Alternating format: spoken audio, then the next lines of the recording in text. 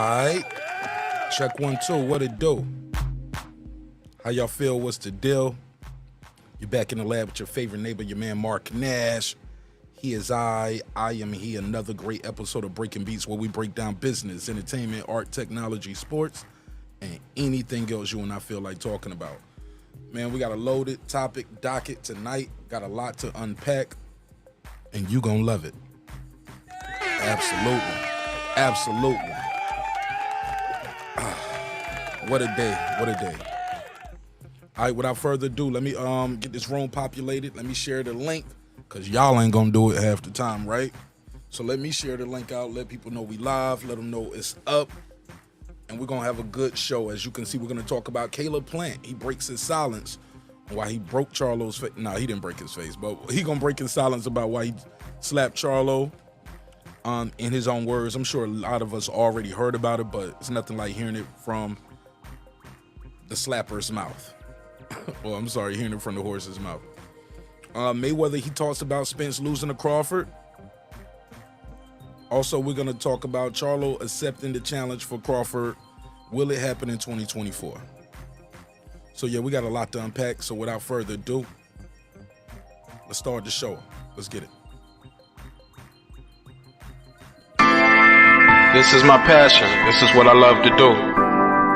But some days, sometimes, I'm just like you, man. I hate this job. Damn, I hate this job. Damn, I hate this job. Damn, I hate my job. Damn, I hate this job. I'm just like you. Damn, I hate this job. Man, I hate this job. Man, I hate my job. From a good dream I wake, sun rays on my face, planning out my day, hoping this ain't the one that I catch a case. I feel so good, I feel so straight. My manager keep calling me saying, hurry up, you late. Hurry up, you late. Oh, f*** y'all, man, I hate this job. Man, I hate this job. Been trying to play it cool, but it's hard to play it off. I've been hanging on to this bullshit, cause my car still ain't paid off. I know I'm on my way up, my boy just got laid off, so f*** y'all, man, I hate this job. Man, I hate this job. These hoes is so ratchet. These hoes is so sneaky. Y'all don't even really pay enough for y'all to only pay bi-weekly. I'm trying to double up my cash. Take this job, shove it up your ass. Yo, man, I hate this job. Sometimes I wanna say, walk in and slap my boss. This shit is getting hard. Damn, I hate this job. Gotta make it out of this struggle, bruh. And I don't really mean to take it out on you. You just a customer, but damn, I hate this job. Damn, I hate my job. Damn, I hate this job. Damn, I hate my job. Damn, I hate this job. Damn, I hate this job. Damn, I hate my job. Damn, I hate this job. We're the reason why your stockholders always stay afloat. Yet I'm asking, are they hiring? Like everywhere I go, schedule will say 9, but I think it's fine if I clock in at 9:04. I work 40 hours a week plus overtime just to be bro. So f*** y'all, man, I hate this job. Hate that I applied. So much has transpired since the day that I was high.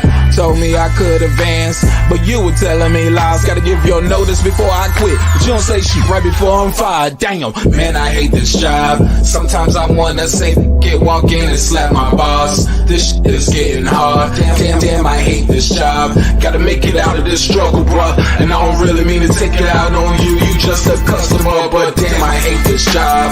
Damn, I hate my job. Damn, I hate this job. Damn, I hate my job. Damn, I hate this job. Damn, I hate this job. Damn, I hate my job. Damn, I hate this job. You and your procedures, you and your protocol, you and your policies, none of that shit don't apply to me. You and your quotas, you and your standards, you and your 2 sick days a year. Y'all niggas bananas. Wonder why the postman's posted with hammers, going postal with Popo on camera. His wage got him enraged, stressed out, it's hard to maintain. He flips the middle, grabs his. He said, if you don't get the picture, I quit, you ain't shoot. Mother, man, I hate this job. Sometimes I wanna say, walk in and slap my boss. This shit is getting hard. Damn, I hate this job. Gotta make it out of this struggle, bruh. And I don't really mean to take it out on you. You just a customer, but damn, I hate this job. Damn, I hate my job. Damn, I hate this job. Damn, I hate my job. Damn, I hate this job. Damn, I hate this job. Damn, I hate my job.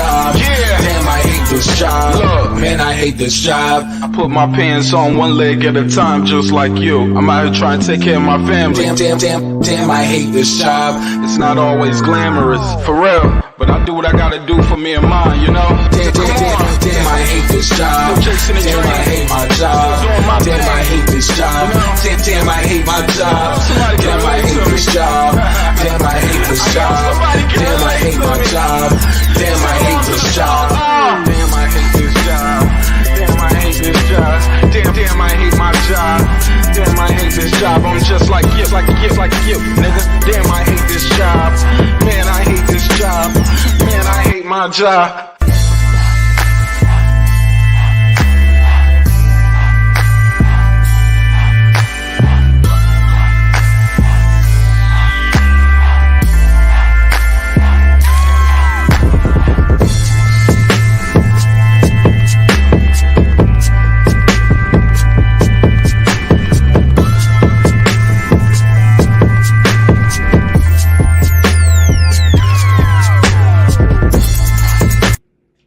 The views and opinions expressed in this program are those of the speakers, commentators, experts, and or the hosts. They do not explicitly nor necessarily reflect nor represent the channel's policy or the views held by the channel or broadcaster. The broadcaster or its channel cannot be held accountable for all or any views expressed during the program. Basically, if I didn't say it, don't come for me. You come for the person who said it. And please don't sue me for somebody else's words. With that said, let's start the show, motherfucker. This that squad side.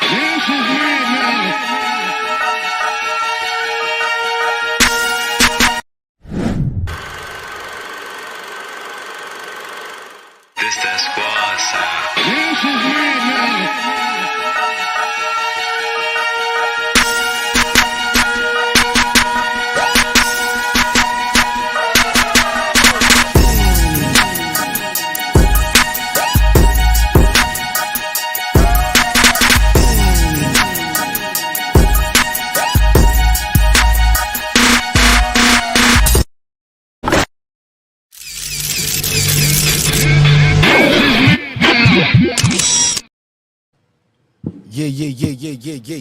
Yeah.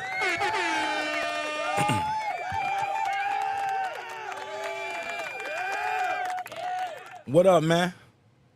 How y'all feel? What's the deal? Turn that up a little bit. Y'all let me know how my sound effects sound. I was doing a playback. I was listening to the playback and I was hearing my sound effects. They were sounding clippy yesterday. Y'all hear that? Sounding real choppy. I did some adjustments on the audio, so hopefully it sounds loud and clear. Let's get right into it. Because I'm already late, super late. So let me go and do this neighbors only roll call, jump right into the content, and let's move this thing on forward. Let's move it forward. Let's take it from the top, because without the neighbors, the show wouldn't be the show at this level.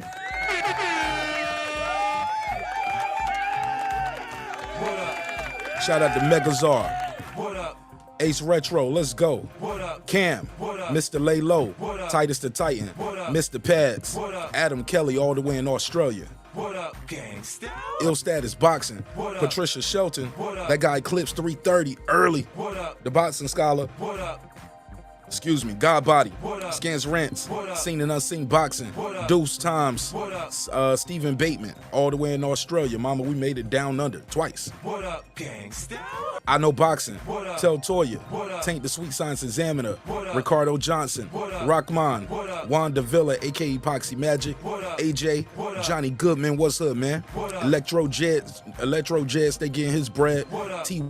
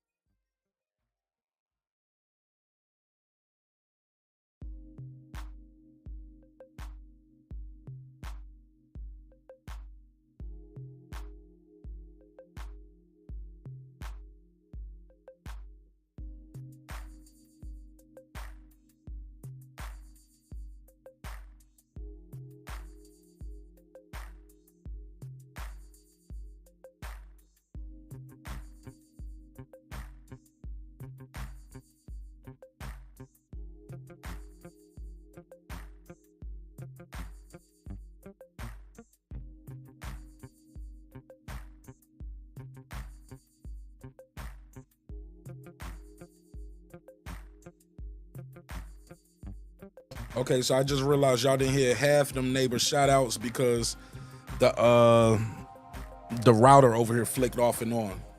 So the router flicked off and on. I do apologize. We got some bad weather here in Atlanta, so I'm trying to do the show expeditiously as possible because I probably have to shut this down, or I will get shut down. I don't know. Maybe I can switch from there to my phone. Somebody just told me I have no audio. I do apologize. Yeah, the power here is flicking off and on. In the process, when it does that, it flicks off my router, and I'm plugged directly into the router. But I'll switch to Wi-Fi if that happens again. I do apologize for y'all missing the shout-outs. Somebody said, put a case on Jamal Charlo for getting slapped. Shoot, put a case on him for touching that man's beard, because look, anybody can get slapped. Anybody can get snugged. Somebody can run up on you. That can happen to anybody, but you playing with a man, playing in his face, and you think ain't nothing gonna happen, definitely got to put a case on you. Definitely. Never heard of it. I mean, what do you think was gonna happen? He thought it was just gonna be talking. They was gonna talk it out. It was just gonna keep playing in the man's face. Whatever. We're gonna jump right into it. Let's jump right into it. Cause like I said, don't know how long I'm gonna be able to be here during this process, man. Like I said, we got a storm here. But I appreciate everybody indulging me and sticking with me through this process. Sorry about that. All right, so look, let's get right into it. Let's get right into it. Thank you, Showmore. I got the message. Appreciate it. Let's just jump right into it. Shout out to Cam. See you. I see you. Caleb Plant. We're going into the first story. I'm gonna drop this out here. I'm gonna get this over with. I don't mean to say it like that, like I'm gonna rush through the story, but we're gonna get the stories going. Caleb Plant responds and breaks his silence about slapping Charlo. Let's go. Let's hear it. Let's turn this up. This was this morning. He did an IG live talking about it. Grown man touch another grown. Here we go.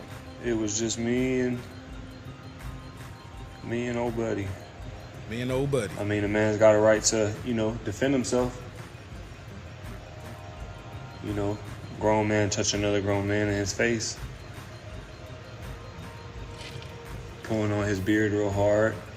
And, I don't care if he pulled on your beard softly. I don't care if he caressed your beard and said, what fine hairs you have here. The more he talks, I don't think it was the touching his beard that bothered him. I think it was the white boy shit. Let's hear this. got the decency to tell you not to do that again. I don't spaz on you right there.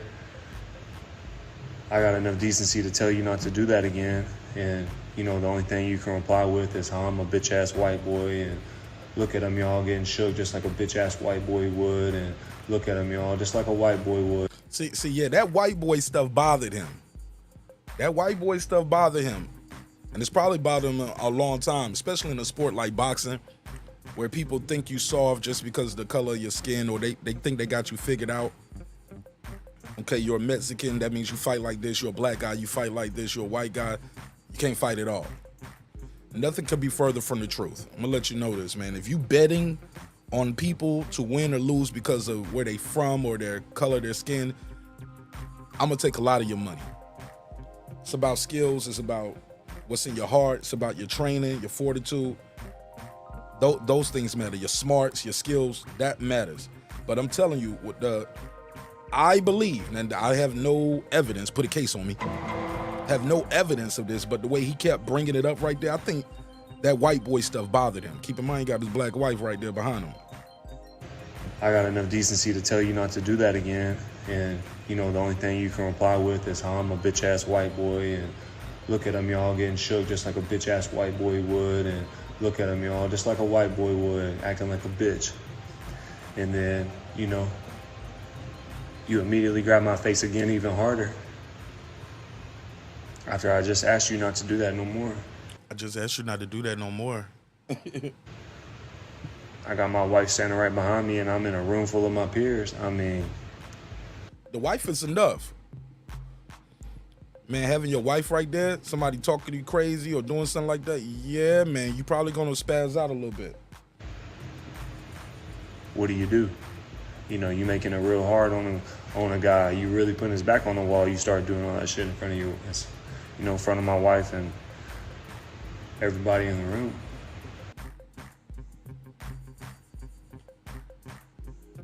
said, you doing that stuff in front of my wife and everybody in the room. What is Caleb Plant supposed to do? What would you do? Caleb Plant said, I'm not going out like that, bro. You said, I'm in here in front of my peers. I didn't ask you to quit fucking with me. Said I asked you. And yeah, there's a lot of Texas boys in the room, but it's like, shit, I'd rather get some ball 40 of y'all, 50 of y'all than have to go home and look myself in the mirror. My man said, my pride wouldn't let me go home and look myself in the mirror, knowing I just let you start stroking my beard, playing in my face, all of that. Y'all can't hear me? Somebody said audio stop. The audio dropped again. Nah, that's old. That's old. Jerry, what up? Y'all can hear me now, right? Y'all can hear the audio, right? I done told you to quit fucking with me.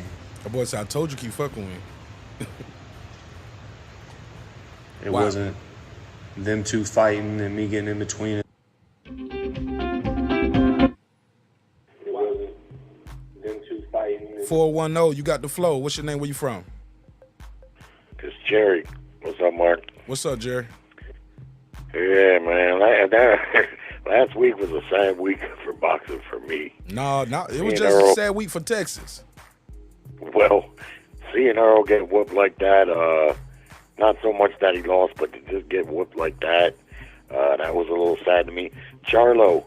Now, I got no doubt that Charlo was acting a fool and did things to get that slap.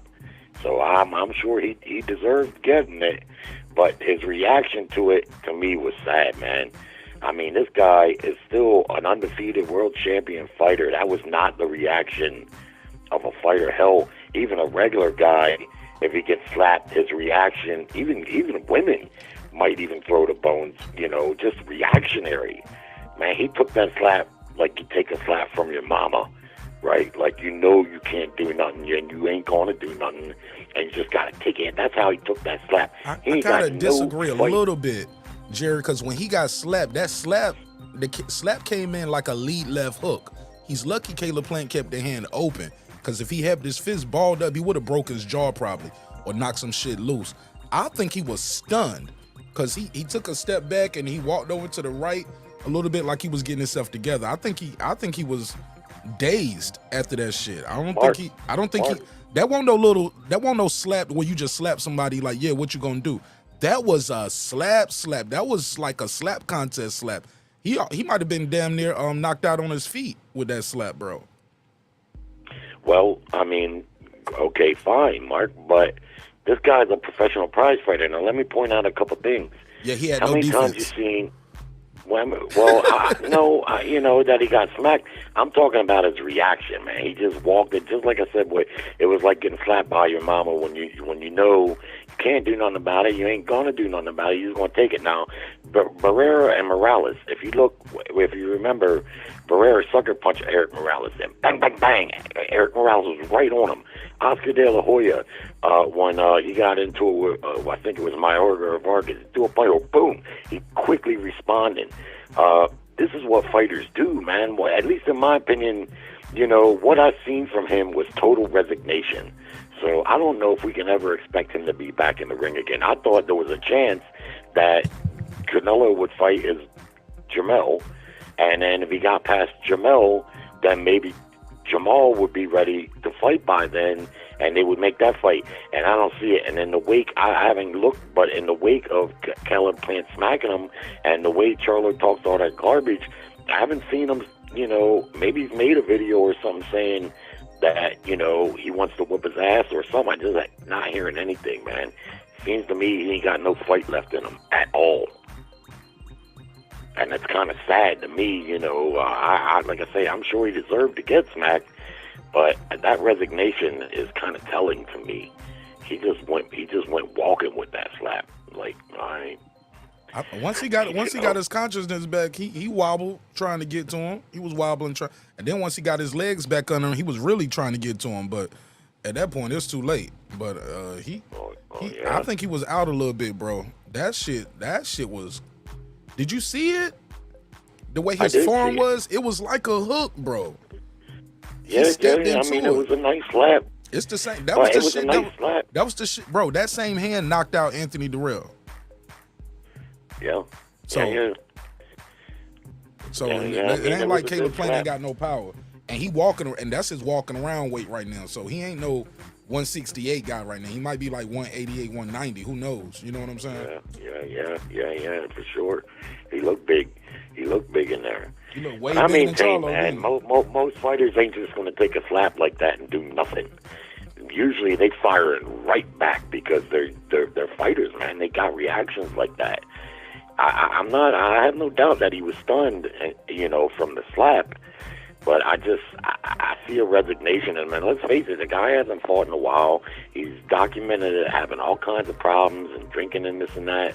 And he just fell off, man. Hopefully, for his own good, he can get his shit back together. But I don't hear no fights on the horizon for him. I ain't seen him calling Caleb Plant out and saying, motherfucker, we got to fight now because you don't bitch slap me and it's on. I'm not hearing nothing from him. So, I don't know. I did watch the Spence fight again tonight, and man, what an ass whooping he took in that fight. Man. Beautiful, wasn't it? Beautiful work. Hey, look, but Yeah, he was everything- fighting. But he was fighting everything. though, wasn't he? He was trying until all the way He to was the trying. end. He never quit. Yeah, he never quit trying. And I have to say, after watching it, I've watched it 4 or 5 times now. He was doing in that fight a lot of the same things that he always had done. Right. Just wasn't working. He never quit trying, and he never quit. So he does deserve credit for that. But man, Bud Crawford, he really was. He was just on point, man. Everything Earl tried. Yeah, and people said, well, they want to blame his trainer. I don't blame his trainer, man. To me, the best job a trainer can do is to know his fighter, know his strengths and weaknesses, and try to work within those parameters. Errol Spence, lots of people knew going in the fight, myself included. He's a pressure fighter. He doesn't have a lot of tricks up his sleeve, really. He's just real effective at one thing. And the worst thing you can do is take a fighter like that and try to tell him to do other things. Now, I noticed around the 5th round, Spence tried to make some subtle adjustments. He tried to fight it on the outside a little bit and use a long jab, but it was actually worse for him because Bud just stepped right past it and bang, bang, bang, shots right up the side of his head. So then he said, fuck it, I got to go back to what I know, I usually can do, but that wasn't working either. Just wasn't working. It was nothing he could do. And I don't give a fuck. People say he didn't change levels, he didn't feint. No, he didn't, but even if he did, it wouldn't have mattered. Bud Crawford's eyes was wide open, and he was sharpshooting on him, and it was just all she wrote. Yeah, and looking at it again tonight, I don't want to see it again. I don't know. I just don't feel like Earl. I don't know if it's worth seeing again. And frankly, I'm not really altogether too excited about him fighting Charlo unless Charlo beats Canelo, because how's that going to look? If Canelo knocks Charlo out, then you're going to try to make a super fight, a guy coming off of a stoppage loss. I don't know. I know Bud wants to fight him, and it was a huge badass move when he was right in the middle of whooping Earl's ass, and he turned to Charlo and told him, look, I'm right in the middle of whooping his ass, and you're next. That was crazy, bro. He wasn't even paying attention to the fight and what's going on. Like, bro, this shit is it was like him saying, it was like he was saying, this fight is done already. The guy getting up over here, but I'm done with him. I'm about to get rid of him. And you next, bro, in the middle of the fight. We seen guys call people out after the fight. But in the middle of the fight, you looking over talking that shit. Ooh. And I disagree with you, man. I think people gonna watch that shit because many observers are expecting him to lose to Canelo anyway. Like, it's one thing to say, he lost to Canelo at the division, and then you try to fight the guy, but he's coming back down in weight to his to the fight he's the way he's been naturally fighting that his whole career. I think people will still see, if nothing else, just to see how good Crawford really is. We've seen it before. Remember, Chad Dawson came down in weight, fought Andre Ward, got stopped, went up in weight, and went back to his division, defending his title. He lost, but it's all about what. Yeah. Now, granted, some people gonna say Canelo took something off of him, but that ain't got nothing to do with Bud Crawford going in there and fighting him and taking his title. Well, let me say this lastly. I've always been a Canelo Alvarez fan, But I don't see this as no kind of easy fight for him. It's a dangerous proposition when you're getting Canelo. To me, every time I've seen him, each fight since he got the undisputed, he's slipping a little bit. He's slipping a little bit more. He relies too much on his power. And in his last fight, he tried to power his way through that guy. He couldn't do it. That was a pretty competitive fight, and he's slipping a little bit. And so now, and plus he's got 60-plus fights. Now, he's not old numerically. I think he's 28, 29. But in boxing terms, he started at 14. He got 60-plus fights. He winding down. And then to fight a smaller Canelo's opponent, 33. Rich Charlo. Okay, well, hell, and then he's 30 years older than I thought. So now you're fighting a guy who, has fought at a lower weight class, but he's got speed and he's got power. There's danger there, man. There's real fucking danger there. If Charlo can put it all together, he can outbox Canelo and possibly win the fight, at least in the eyes of a lot of observers. Whether he gets the decision or not, I don't know. But the key thing for me is, will he be able to survive Canelo's power and pressure? Because that he still can do. It's just, to me, I see him slipping. I see the fights catching up to him. Now you say he's 33 years old. I think it's going to be a better fight than what a lot of people think it will be. If you remember correctly, when Kell Brook fought Gennady Golovkin had fought like 16 middleweights and stopped them in a row. Kell Brook did better than all of those guys when he fought Golovkin. He moved up from otherweight, but he did way better than any of the opponents, the middleweights that Golovkin had fought up to that point. Because of the speed. Because he had the speed and the jab. Right, it was his speed and it was his but the agility, power, but his power had nothing for Triple G. Triple G walked through them. He was scoring. It looked good, but he wasn't hurting Triple G, man. No, but even Canelo couldn't really hurt Triple G. I mean, he wasn't going to be able to probably hurt him, but he twisted his fucking neck and crossed his eyes a couple of times. I remember an uppercut in particular that was just a devastating shot. But my point is, there's danger in fighting and I don't really see, when they get in the ring, I don't think Charlo's going to look small next to Canelo. I don't think, he's going to look like the bigger guy, even though he's fought at a lower weight. Because I truly believe Canelo could easily make 160 still if he wanted to. I just don't feel like he wants to put that type of sacrifice anymore, and he's a badass and feels like he doesn't have to, and he's still making a lot of money, and so he fights at something close to his walk-around rate. Because we see Canelo in between fights on the golf course and this and that, you never see him carrying a lot of weight. People for years have blown Canelo up like he's some type of walk-around heavyweight. He's not that big of a guy. Everybody he fights is bigger than him. He's thick, a little bit questionably thick. Pause on the thick, yo. Just silence. Silence. My man said he Well, you know what I'm saying? He's got a lot of heavy muscle on him that you don't typically see with a lot of Mexican fighters. You know, I don't know. You know, sometimes I look at Canelo and I wonder if there are PEDs somewhere in that process. Whoa. Because he just a little bit, I don't know, man. He kind of looks like a weightlifter almost for his sight and his stature and his reach and his height and stuff. I don't know. You know, I wonder. I know he's got the one failed test. I don't know a whole lot about it, but you know, a lot of times I don't know, man. If someone's going to cheat once, who knows what they might do. But you know, I just think it's going to be a better fight than what a lot of people think. So you got him winning? I don't know if I could pick him flat out to win. I think there's a lot going against him in the sense that I think even if he boxes well and maybe he does deserve to win, I doubt he'll get the decision. I don't think the PBC wants Canelo to get a loss over there. That's going to fuck their money up. You know, they said that about Bud going into this fight too, Jared. It was like, I don't think Bud can get a decision against the PBC fighter, and we didn't even need to go to the cards. And Bud beat him so decisively, you couldn't take it from him. Well, that's the thing. So it's null and void. I mean, maybe he wouldn't have got the decision if it was a close fight. We don't know, but it wasn't a close fight, and he stopped him. So this is what can you do? You know what I mean? Canelo could maybe stop Jermall Charlo, and so I with the money that they've on the hook to pay Canelo, I don't think it's nowhere in the business plan for him to lose that first fight. I mean, that's going to affect his marketability to some degree. I mean, let's face it. You know, I don't hold losses against fighters necessarily. I'll still buy fights, but a lot of people do. A lot of people do, especially if Charlo has moved up 2 weight classes and he whips Canelo. Well, where's that put Canelo? Maybe a rematch, and if Charlo can pull that off once and whoop him, he probably go whoop him again. They just, you know, I don't feel good about him getting a decision, but. You know, who knows? I mean, a lot of people said when Haney fought Loma, there was no way Haney would get a decision against Loma, that Bob Arum loves Loma. You know, Haney is on the last fight deal of his contract, and everything would be stacked against him that he wouldn't get a close decision.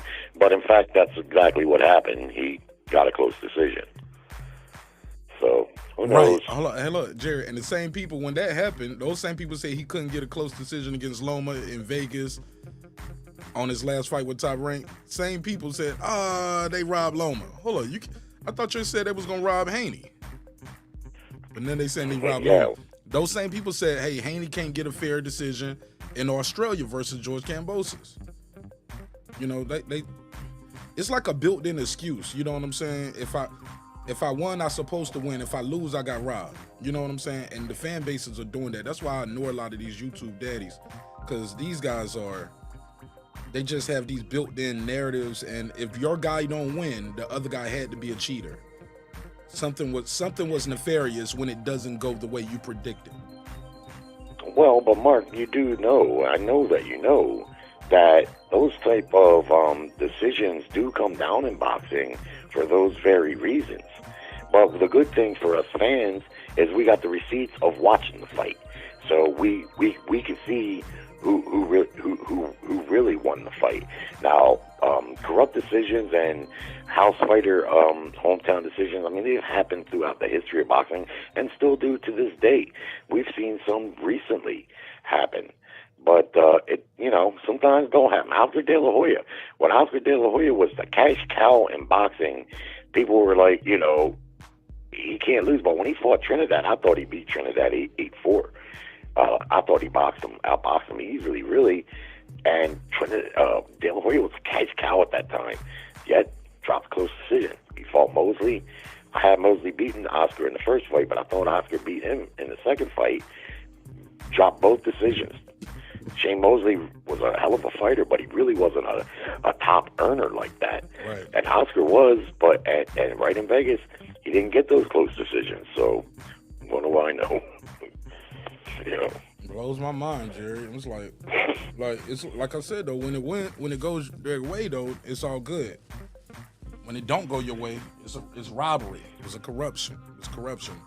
And I'm not saying corruption doesn't exist, not just in boxing, in the world, but everything ain't no conspiracy. No, not everything. Certainly not. But you know, fans' reaction.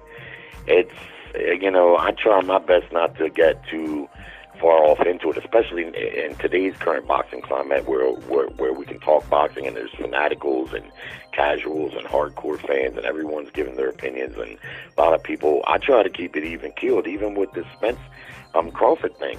I picked Spence to win the fight, but I wasn't up there saying, "Oh, Spence is just going to destroy Bud Crawford and Bud is trash" or nothing like that. Fuck no. One day I would think Spence would win, and the next day, kind of like Kell Brooks said, I would think Crawford would win. Now, ultimately, I went with Spence, and I was wrong, clearly. But you know, too many fans get overzealous, and they get caught up in talking, and then they kind of get, you know, there was a lot of vitriol for this fight. It reminded me of Hearns and Leonard back in the day. People were at each other's throats back then about those two matching up. And really, in the end, I mean, why? You look at the sportsmanship they showed each other after the fight, you know. But that's what fans do. What can you do?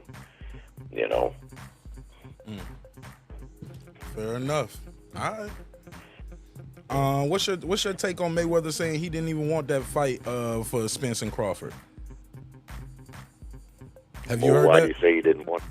Oh, Why do you say why? I'll play the clip after this. I thought you had heard it already. My last question would be then, he said Spence should be going to 60 or 68, not 54. What's your take on that? That's going to be my next topic after this. I don't know what to make of Errol Spence right now. I don't like nothing I see in him. I don't like his speech. I don't like his eyes drooping down. And I remember when Ali turned the corner, man, and he started having speech difficulty. It didn't happen all at once. He used to have the quickest tongue a man could have, and it was a lot of inflection in his voice. But when he still was an active fighter, but when his speech started to turn, it was just like Earl's. You could still understand what he was saying, but there was no inflection. There was no up and down. It was, this, and just like Spence does.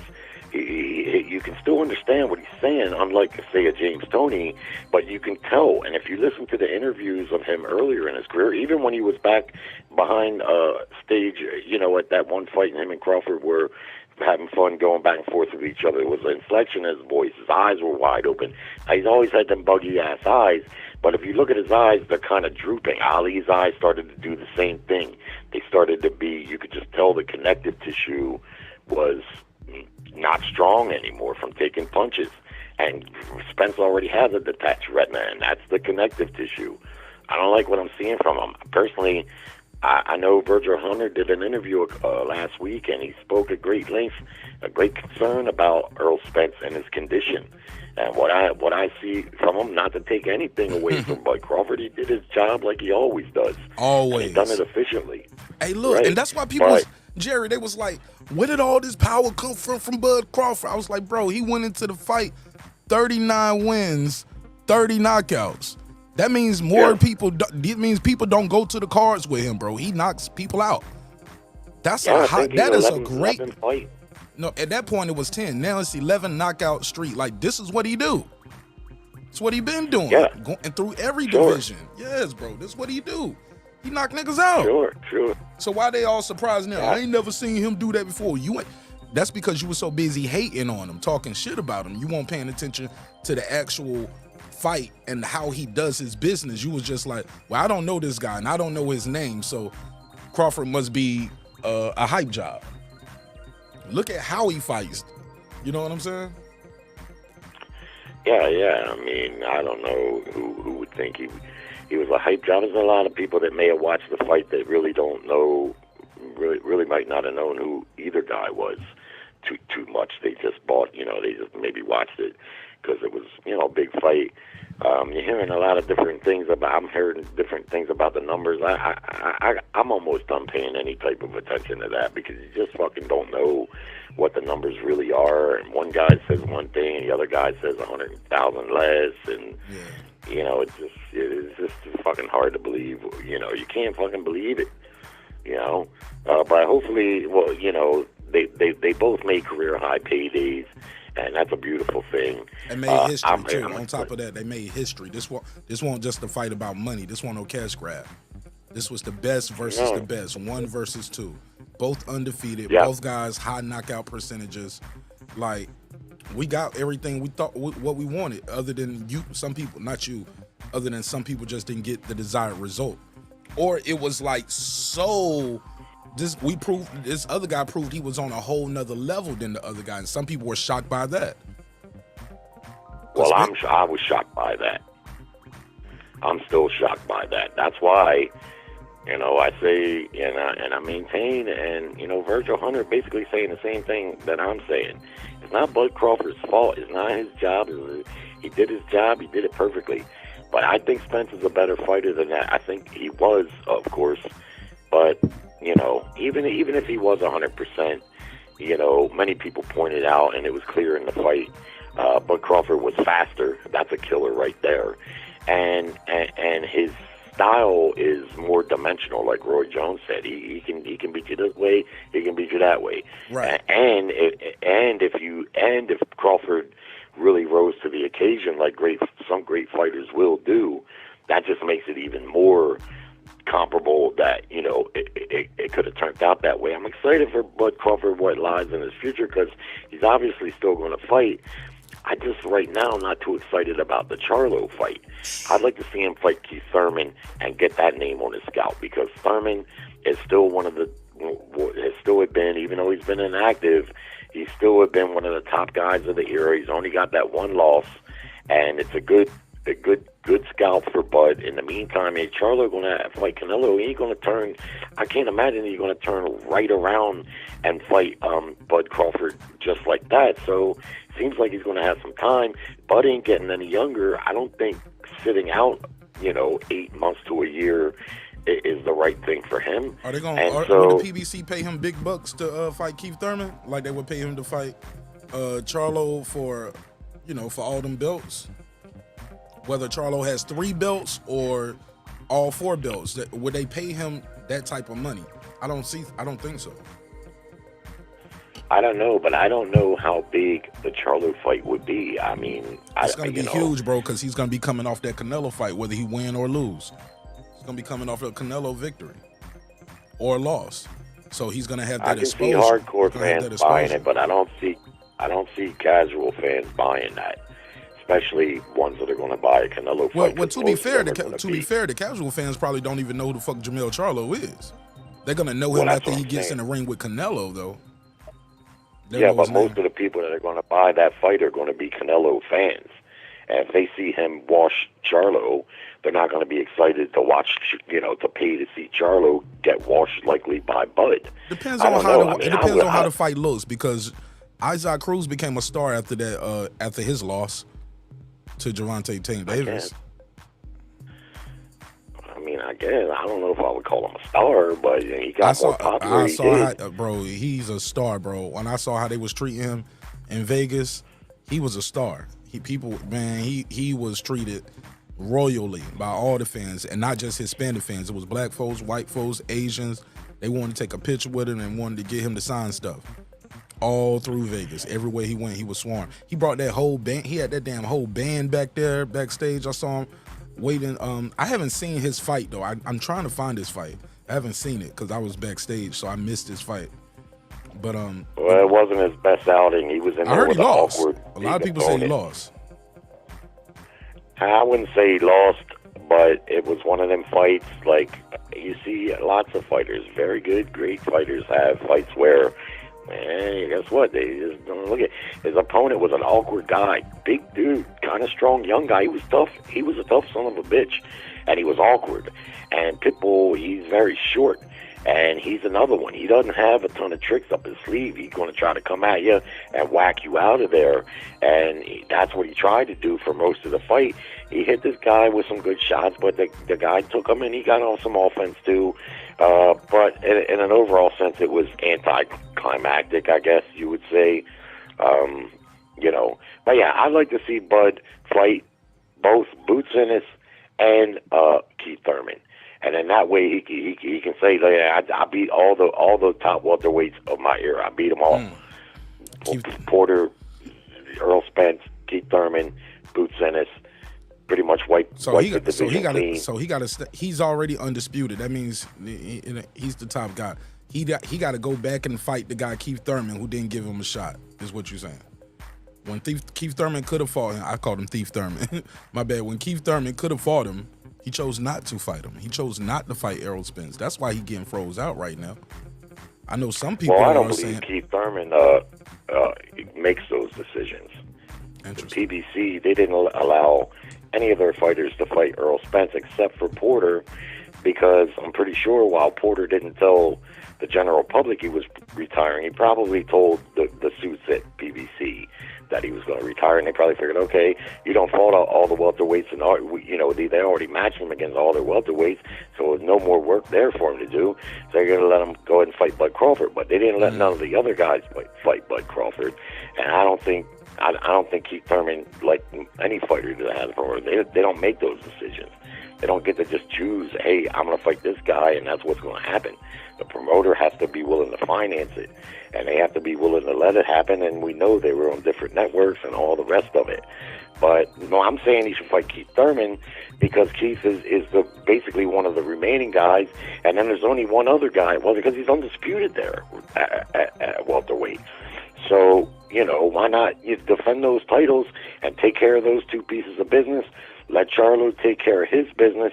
What I really like to see Charlo do is fight Canelo, and if he loses, go ahead and fight Tim Tszyu and get that WBO title back if he can whoop him, and then Crawford could fight him for his third undisputed, 3 fights down the road, and maybe his final fight or something close to it. At that point, you fucking 3-weight undisputed. You ain't. I mean, that's God territory. So I think that's a decent plan, and that gives Charlo time to get acclimated back down to the weight. Gives Bud time to entirely wipe out the welterweight division, defend his undisputed title at least 2 times. Ain't no money there for him fighting Boots like that, bro.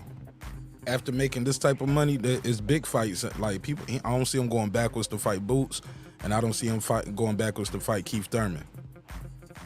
But the big money is fighting Charlo coming off a loss? No, the big goal is to get those belts. It ain't about whether he was coming off a loss or he was coming off a win.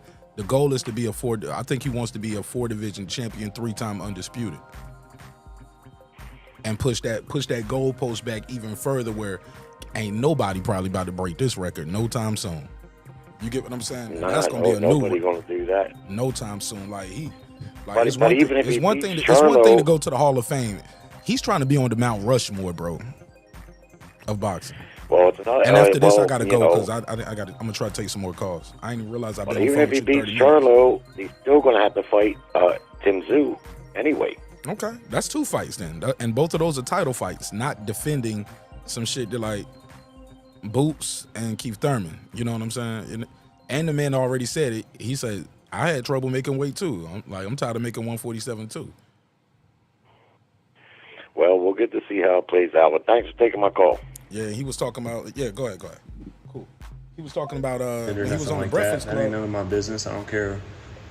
Not Breakfast Club. Hot 97. He was like how he was sore those couple days after the fight because his body is expanding back to the to more like 160 once in the 160s. But good call though, man. Shout out to Jerry. My bad, man. I didn't realize it was 30 minutes. Damn, it's a long ass call, Jerry. Jerry be going. He talking run-on sentences. I be trying to get mine in too while I'm talking to him, but it's cool. I don't mind taking. Sometimes calls go long like that. Jerry's a very passionate guy, and he's always calling into the show, so that's cool. Let me say this. Let me play this last part, and we can go to the next topic. 2 grown men want to fight. That's on them. It didn't have nothing to do with any of that. Hold on, rewind. It wasn't them 2 fighting and me getting in between it or nothing like that. That ain't none of my business. I don't care. 2 grown men want to fight. That's on them. It didn't have nothing to do with any of that. And he didn't mention my daughter or anything like that. It didn't have nothing to do with none of that. He kept touching me in my face. Caleb Plant said that's all it was. He kept touching me in my face. It wasn't about Spence and Crawford beef. It wasn't about nothing else. Him talking about no. He touching me, bro. He touching me. My wife is here. My peers are here.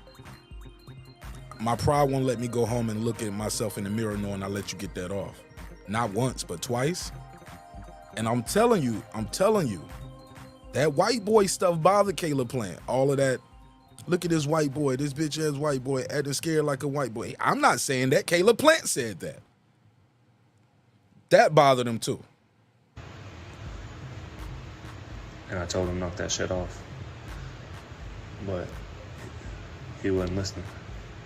So anyways, I'm not trying to campaign for no Billy Badass of the Year or nothing like that. But I'm trying to be let the fuck alone, I know that. So anyways, make sure you go get that new shirt live on the website. I am your Huckleberry. Look at him marketing. He marketing. Let me see what his shirt look like. What up? Let me see. Hold up. Caleb Plant got the new merch. Let me share it. Let me share this shit. Hold up. CalebPlant.com. Let me see. Go to CalebPlant.com. Let me see what the merch look like. You got some new merch. I'm your Huckleberry. Okay, that's it. Revenge Tour. Okay, it ain't nothing special. It just say Revenge Tour on the front, and on the back it says I'm your Huckleberry. Okay. I'll share it on the screen. I thought it had something to do with the slap. And it doesn't. All right, whatever. It ain't worth showing. It just say revenge tour in small letters on the front chest pocket, and on the back it says I'm your Huckleberry. All right, whatever. Somebody said it seems like he set that up to be recorded. Really? Karma put a case on it. Oh no. It was a lot going on backstage. It was a lot of shit going on. They was acting real funny about who they wanted backstage. I had to sneak back there. I know when we first came in, they had told Rachel she could only bring 5 people back. So it was her, Nonito, her dad, their security, and a personal videographer that she had come in from the Philippines. But that's it. The videographer who's filming it, the manager, the security, her, Nonito, and her dad. Her dad. That's it. So the rest of us, they wouldn't let us go backstage, but they put us in like some little nice VIP seating, pretty close. But y'all know me, I was moving and shaking. I snuck around back there. 615, you on the line. Tell them your name, where you from, fam. Centro, man. Tell them where you from, Centos, for the people who don't know. Nashville, Tennessee, Cashville, Tennessee. Any ville you want to call it, Tennessee. All right, let's go. Hey, man, I disagree with some of the things your previous caller was speaking on as far as my man Jerry. Go for it. He's talking about, Thurman and Boots as far as opponents for Crawford. This sounds more like the same old, where Crawford doesn't get credit for what he's accomplished throughout his career. This man just beat the man that beat the man that beat the man that beat the man. That's how you end up with the lineal championship, the ring belt. That's how you get that. When you have that, you are the man. You don't have to answer to anyone. They have to come to you. Now, he don't need to do anything else in the welterweight division if he chooses not to prove himself as one of the best ever laced up a pair of gloves. Him fighting Charlo is a huge fight. Big fight. Everybody and anybody who's about boxing knows who Terence Crawford is now. I'm sure, I had to check, but I'm sure he's probably the most trending fighter in the world right now. After this fight here. So all that old bullcrap about it won't sell. If him and Spence fight again, it'll sell. It might not be as big this time as it was last time, but it'll sell. If he and Charlo fight, it will sell. Him and just about whoever he fights will sell on his name alone. However, the bigger fight is Charlo. Between him, Charlo, him, Thurman, him, Boots. Charlo is the biggest fight. Correct. Hands down. More accomplished, a bigger weight. It's history there. It's history there because they've been talking. He was literally calling the man. I heard somebody say earlier, Santos, it was like, why are people talking about him fighting Charlo? He should be fighting Thurman or Boots. And I was like, no. We talking about him calling out Charlo because he called out Charlo during the fight. Like, right. Charlo been telling him, I'm going to knock you out, or if you try to come up here, and it's history there. He been saying it. He was like, oh, I'm going to fuck him up. He called him out before him and Spence got in the ring. He still called him out. And he was calling him out during the ring. That thing is trending. That video is trending like crazy. Yeah, that's a big fight. And, it was a huge fight. Huge fight. And then they got Charlo, Showtime got Charlo. They picked up on what he was saying in the crowd. Come on now. That's Charlo's second biggest fight right there. Canelo's gonna be his biggest fight, but that would be his second biggest fight. Come on, Trump, what are you gonna do, man? That's fool here. But anyway, the thing is, he don't have anything to prove about who's the best welterweight. He just proved who the best welterweight is. Thurman had his opportunity to fight Crawford. Yes, he did. He bossed on it. And then as far as Boots, that's a worthy opponent, but Boots is not going to bring enough money for Bud right now. I'm not saying I don't want to see them fight. I would love to see them fight. But now, to me, Crawford's career should be about Crawford and Crawford's. He already took care of his legacy. He needs to take care of his pocketbook now. It should be all business now.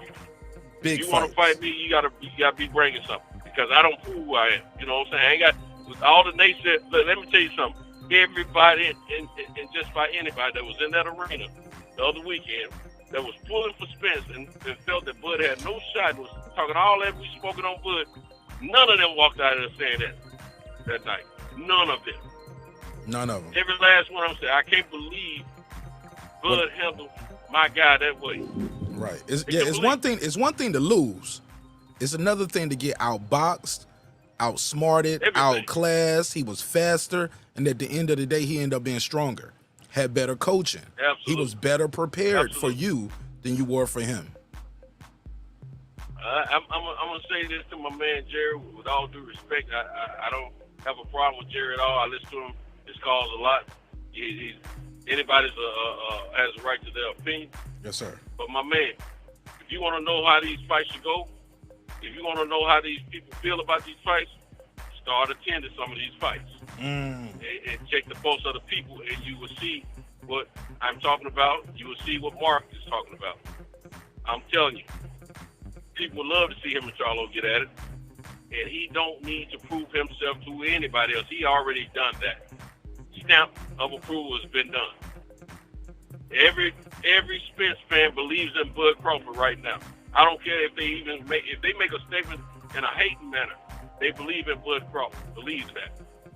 One of my little homies that flew up, I caught him as soon as he come through the doors at the arena. He flew in and flew right back out, just to catch the fight. He was smoking on Bud and I was smoking Bud. Well, guess what? Ran into him again when I was leaving the arena. He said, that Bud Crawford's a bad mother, shut your mouth. You know what I'm saying? Hey, ain't nobody talking about smoking on Bud. Period. They talking about that Bud Crawford is one bad mother sucker. You understand me? Shoot, hey, we ain't got to worry about that. Shoot. My buddy, what my buddy Brandon Washington say? He say he's day trading now, right? He's day trading now. So, if Brandon Washington, who's a stomped down Spence fan, is speaking the way he is about Bud Crawford now, you gotta ignore Brandon, man, because Brandon antagonized me leading up to this fight, saying this guy was gonna win, and now he's antagonizing because his guy lost. So it is what it is, man. You gotta ignore that shit.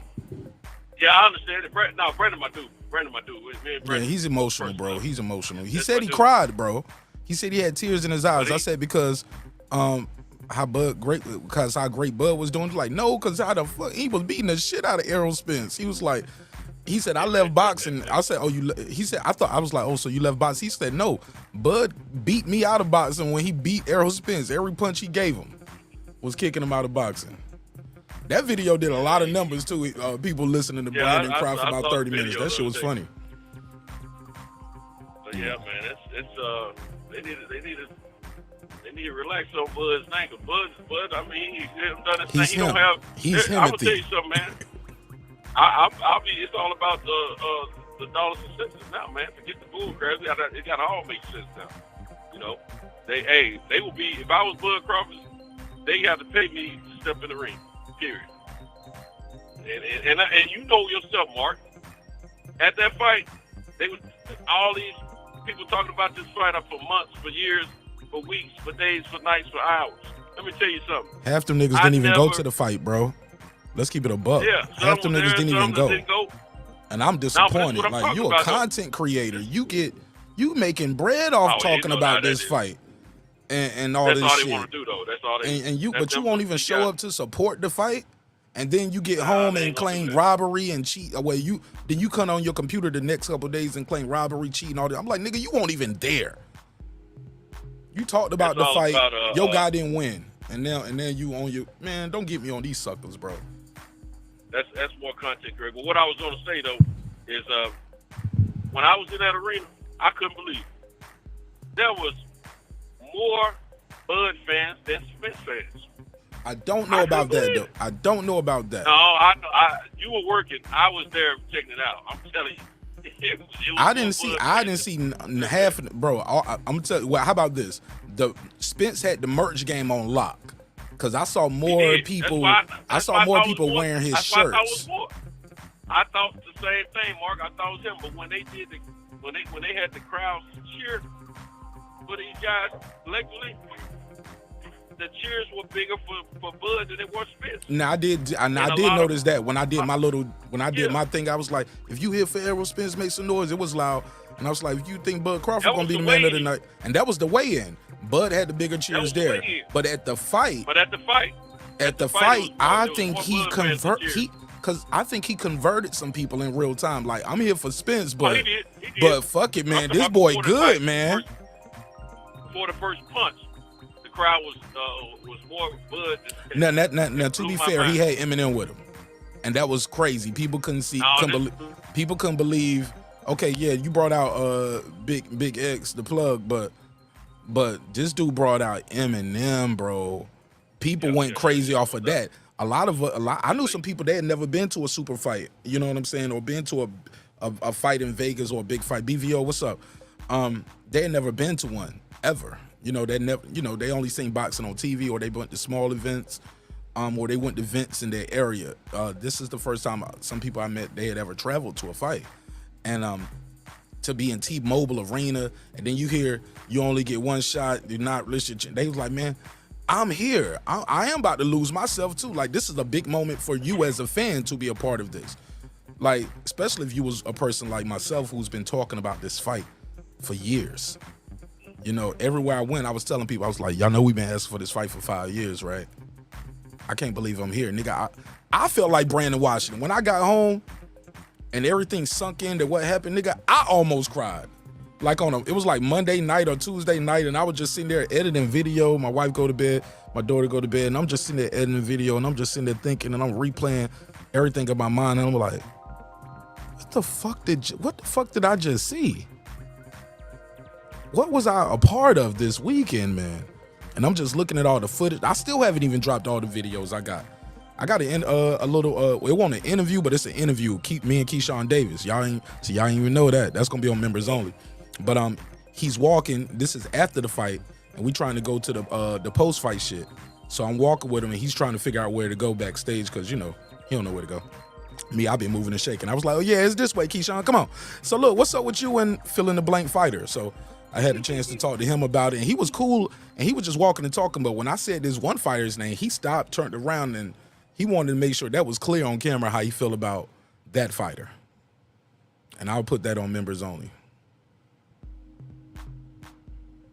So yeah, man. So I was just still in shock. Like, I'm seeing editing videos, and I'm like, what the fuck did I just witness? Nigga, Eminem, Stephen A. Smith, Floyd, Pacquiao, Mike Tyson. Like, I'm just like, yo, my man, Russell Westbrook, the cast from The Pivot was there, Tracy Morgan. I'm just Lil Wayne. Like, it's just people, Remy Ma, Pat Poole. I'm like, this is Holyfield. I'm like, yo, my man, Andy Ruiz, Wilder. I'm like, yo, this is the who's who and of the boxing and entertainment world, man. And I'm right here on the floor too, nigga, walking around and backstage. I'm like, it took a couple days for it all to set it. Hey, look, and then I got my then they kicked my flight back, so I got a late flight. Got money from Delta from that pretty much covered the whole trip. You know what I'm saying? I heard. Yeah, man, they gave me and my wife $2,000 a piece, bro, to take a later flight. Yeah. The fuck? Like, man, like, shit like that just don't happen to me, bro. I don't know about y'all, but I'm just thankful, man. When I was on my way back from, was it New York or D.C.? It was one of them. I can't remember which one it was. Either New York or D.C. You're traveling, man. They had offered me, I was coming back from a fight. They would offer me $500 to take a late flight. And all of a sudden, at the last minute, they put me on the flight. Man, I'm fast as something else, bro. They're going to reimburse you for my current flight and give me another $500. I was like, shoot, I ain't going when I get home. Cento, I always heard about it. I always heard about Delta and flights paying you to take a later flight, but I've never experienced it. or I never took it before. Yeah, and guess what? It was Delta Airlines that offered me that. Yeah, Delta do shit like So that. you know what? That was New York. That was New York. That was in October last year. I was coming back from New York because I missed my flight on the way out there. My original flight on American Airlines. I missed it, and I had to pay an extra $230 to get there on time for the fight. I normally fly out the day of the fight. Oh, but look, but before we get too far off track, because I just, man, I'm enjoying the conversation. I got to get your take on Mayweather saying Spence should move up to 160 or 168. I don't think he's. Well, I was wondering about that myself. I heard you say that to Jerry. I hadn't seen the interview, but I'm about I to play it wondering next. about that I'm gonna play it myself. next then. If it'd be better for him to go to 160 instead of 154, that's what I was thinking. Okay. Thinking the same thing. Well, I'm gonna get into this Mayweather topic, man. If you want to call right back in, you can call right back after I play some of this interview. Okay. All right. All right. Salute. Shout out to my guy Santos. Santo from Nashville, Tennessee. All right, y'all. Let's get into this next topic, and I appreciate y'all bearing with me. I know sometimes the calls get a little long. Sometimes if we get a whole bunch of calls, I shorten the calls up, or if we got a packed panel, I shorten the calls up to like 2 minutes and shit like that. But if it's just me up here rocking, yeah, I like to engage with the callers. I like to make every call a one-on-one. I love to have the one-on-ones. Pause. So, all right, so look, let me get into this Mayweather topic. Let's go. You know, that's the only thing I can really say. I'm gonna have to turn this volume up. But he talks about the fight that happened with Terence Crawford, Errol Spence. He had a couple interesting things to say in this interview. I'm gonna skip through some of it because some of this is just Mayweather doing Mayweather, tooting his own horn, and I ain't mad at it. I mean, he went in there and did that shit. I'm thinking sometimes he look back, maybe he's still impressed by his own career, and he should be. He lived it. All right, FightHype.com here with a man. And shout out to Fight Hype. They got the full interview up there. I'm gonna skip some of it though. Myth, the Hall of Fame legend, Floyd Money Mayweather. Floyd. What's up, Fight Hype? Talk to me. No, you talk to me, brother. First of all, thank you. Let me fast forward, cause let me fast forward, cause it's gonna be a lot of ego stroke, and I get it. He deserves it too, right? But it was a little too much for me. It was almost nauseating a little bit. Anytime you spend 8-figure. And then they talking about the mansion. Let's skip some of the mansion. Yeah, crazy scene as always at a Floyd Mayweather. Yeah, it was kind of crazy because people was like, I think from what I was hearing, a lot of people on social media was saying that it was fake or it was scripted. Okay, let's skip that. They talking about his fight with Gotti, talking about how big his mansion is, Hall of Fame. From what I'm told, we spoke. My team has spoke to his team. That's him talking about him fighting possibly John Pascal, and he said the money wasn't right. So instead of fighting Gotti, the third, he was supposed to fight John Pascal, but the money wasn't right. See, I'm just skipping through. I'm helping y'all out. A lot of disrespect. So. And there was a huge fight. Here we go. 4 minutes, 41 seconds. They get into the fight, and the audio is low and it's bad, but I'm gonna turn it all the way up over here. Y'all let me know if it's too loud or too low. Pablo, what up? Like that, I see you. All 4 titles. Undisputed was on the line between Errol Spence and Terence Crawford. Yes. You were in the building, right? Yes. Did you have a good? Yes, he was in the building. I saw the man too. I was like, yo, that's fucking Floyd Mayweather right there. But he had everybody around him. I couldn't get to him. Fine. Yes, actually I did. Did you have a good time? He said, yes, I did. I was there to watch them welterweights meet up. I didn't want them to fight. I really like both of those guys. No! Hold up, put a case on it. Floyd didn't want them to fight because he liked both of those guys, but man, this is for history. This is mega, man. This is for all the marbles. These guys are trying to do something that you couldn't do. Well, not you couldn't do. I ain't gonna say couldn't do it, but he didn't do it. Why didn't he want to see that fight? And then he gets to a point in his interview, he talks about PBC, Al Heyman, and he said, we are one, so you can't say I'm with Al, but you're not with Floyd Mayweather. We are one. But I have a problem with that. Why my man say he didn't want to see him fight? Let's hear it again. I was there to watch the welterweights meet up. I didn't want them to fight. I really like both of those guys a lot. A lot. You know, I had a chance to hang around Errol. I had a chance to hang around Terence, and both guys, class act, both. Obviously, before the fight happened, I know you're very well, I don't want to say you never give a prediction. It's rare that you would ever give a prediction. I never gave a for prediction for that fight. That's what I thought. I don't remember you giving a prediction for it. But you know, a lot of times when you look at social media would look like I'm leaning towards one guy because I boxed one guy before. So low key, I thought Floyd had. I always thought Floyd had Crawford. He know Errol, got love for Errol, probably support him, but fighters know fighters.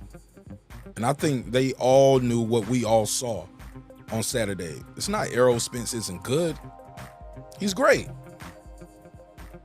You're not just good or average to get to that level in boxing.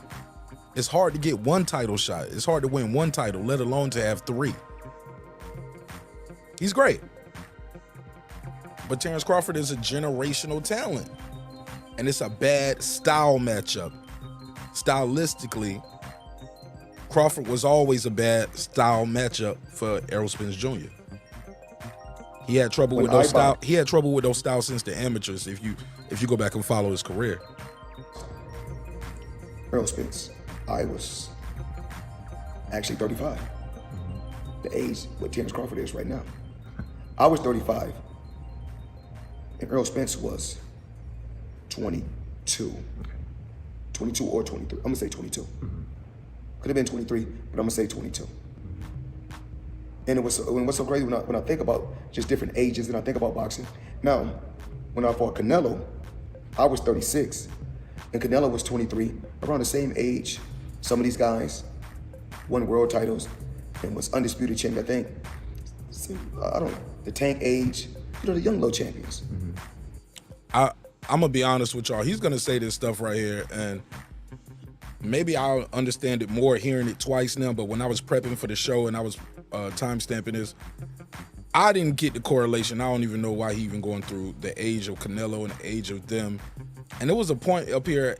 Lisa said he did good in this interview. It was a part in this interview I didn't like when he said, "Well, I don't want to say nothing bad about him. I want to say, what can you say bad, or what did you want to say?" Because usually when people say, "I ain't gonna say nothing bad," like, what can you say bad? Canelo was 23. But I'll let it play, then we'll react. 43 fights and 30 knockouts. And the world said he was inexperienced. I was 36. Yeah, this is just Floyd talking about Floyd. 40-something fights. And to tell you the truth, I was over the hill. And so when I fight guys, when I'm in my 30s and they're in their 30s, you know what they say? Oh, this guy all washed up. Yeah, see.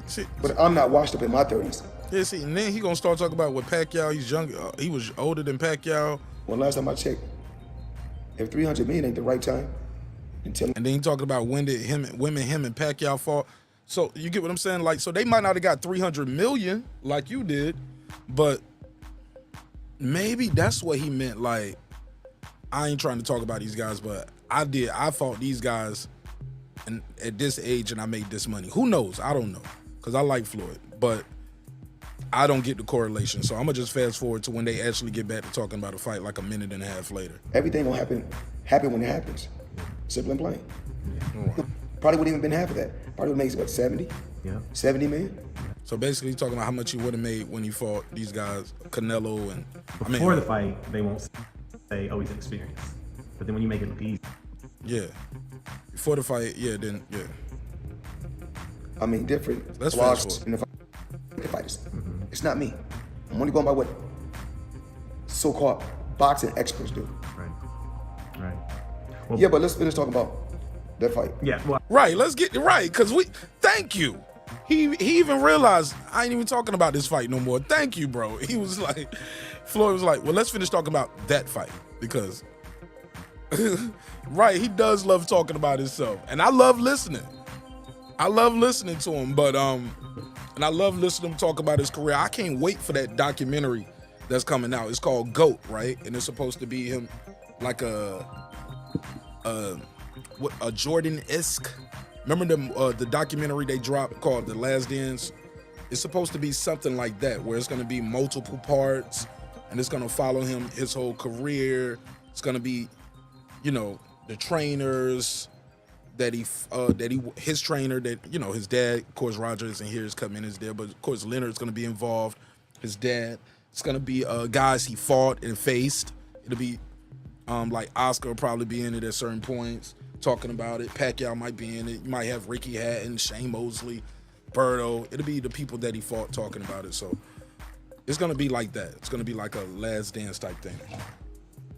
But yeah, he was just kind of everywhere, just talking about how much he made fighting Pacquiao. Like, it had nothing to do with Spence and Crawford. I'm glad he brings it back home right here.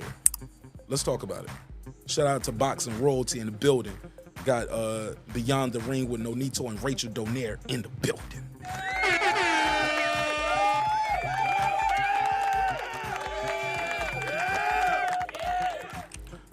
He said, I missed a lot, man. I missed the live yesterday. Was wondering your thoughts, but I'll replay. I got it timestamped. I got that whole video timestamped, so it'll be easy to navigate whenever you want to check it out. I took a lot of calls yesterday, and I just pretty much let everybody talk and vent and voice their opinion.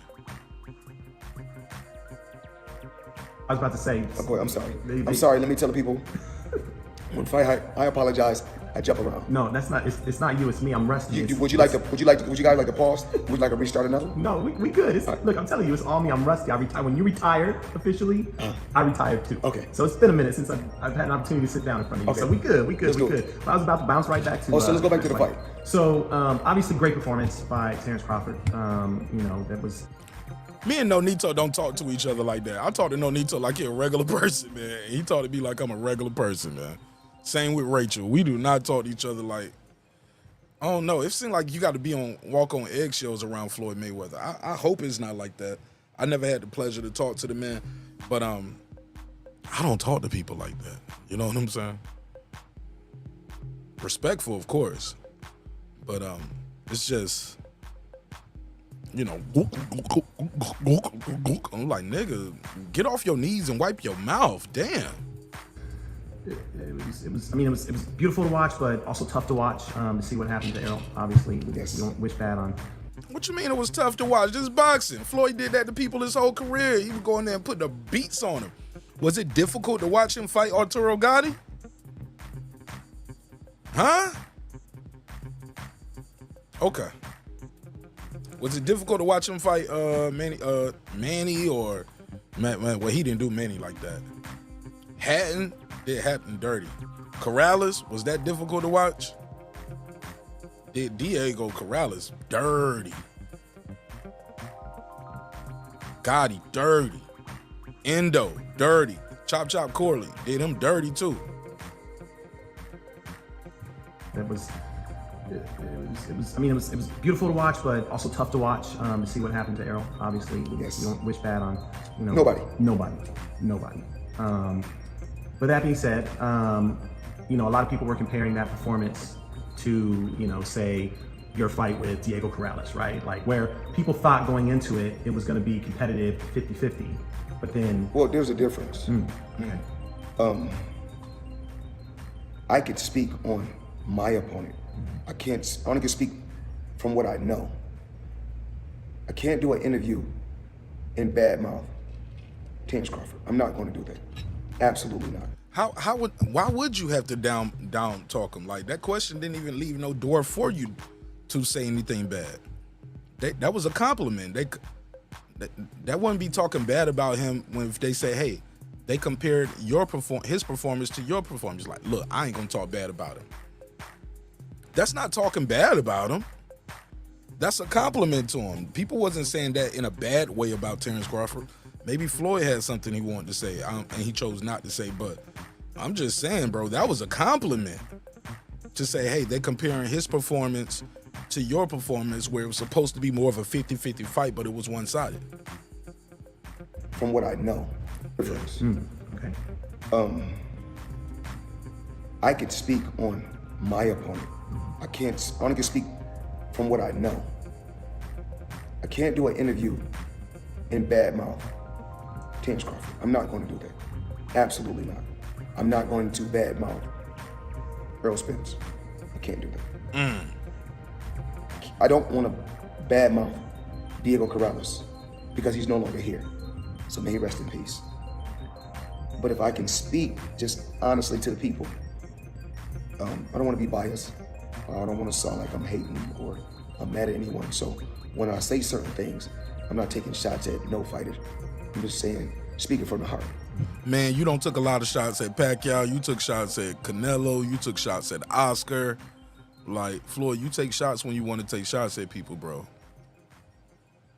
I'm just saying, he does. I respect all three of those guys. So, my fight with Diego Corrales, it wasn't for the undisputed title, and they fought for the undisputed title. When me and Diego Corrales fought, he was considered the boogeyman. 30-0, if I'm not mistaken, 27 knockouts. Okay. Myself, I was undefeated also in 20-something fight. Rachel, I feel you, but this is on Fight Hype. He's comfortable with that guy. That guy's in his crib. That guy would definitely not put nothing out bad about Floyd. You know what I'm saying? Even then, Floyd was like, y'all want to restart it? I'm a little rusty. You know, y'all want to restart it? He was like, nah, we good. I'm rusty too. Like, we good. They ain't gonna put nothing. I don't think. You're responsible for your words too. The guy meant it in a complimentary way, and he's telling them that. I'm trying to figure out what was going on where he said, I'm not gonna say nothing bad about him, and I ain't gonna say nothing bad about Diego, and I'm not gonna say nothing bad about Spence. Only person you can say something bad about in this situation wouldn't be Terence Crawford. It would be Errol Spence. And that was a huge fight at that particular time. I don't know how Diego Corrales training camp went.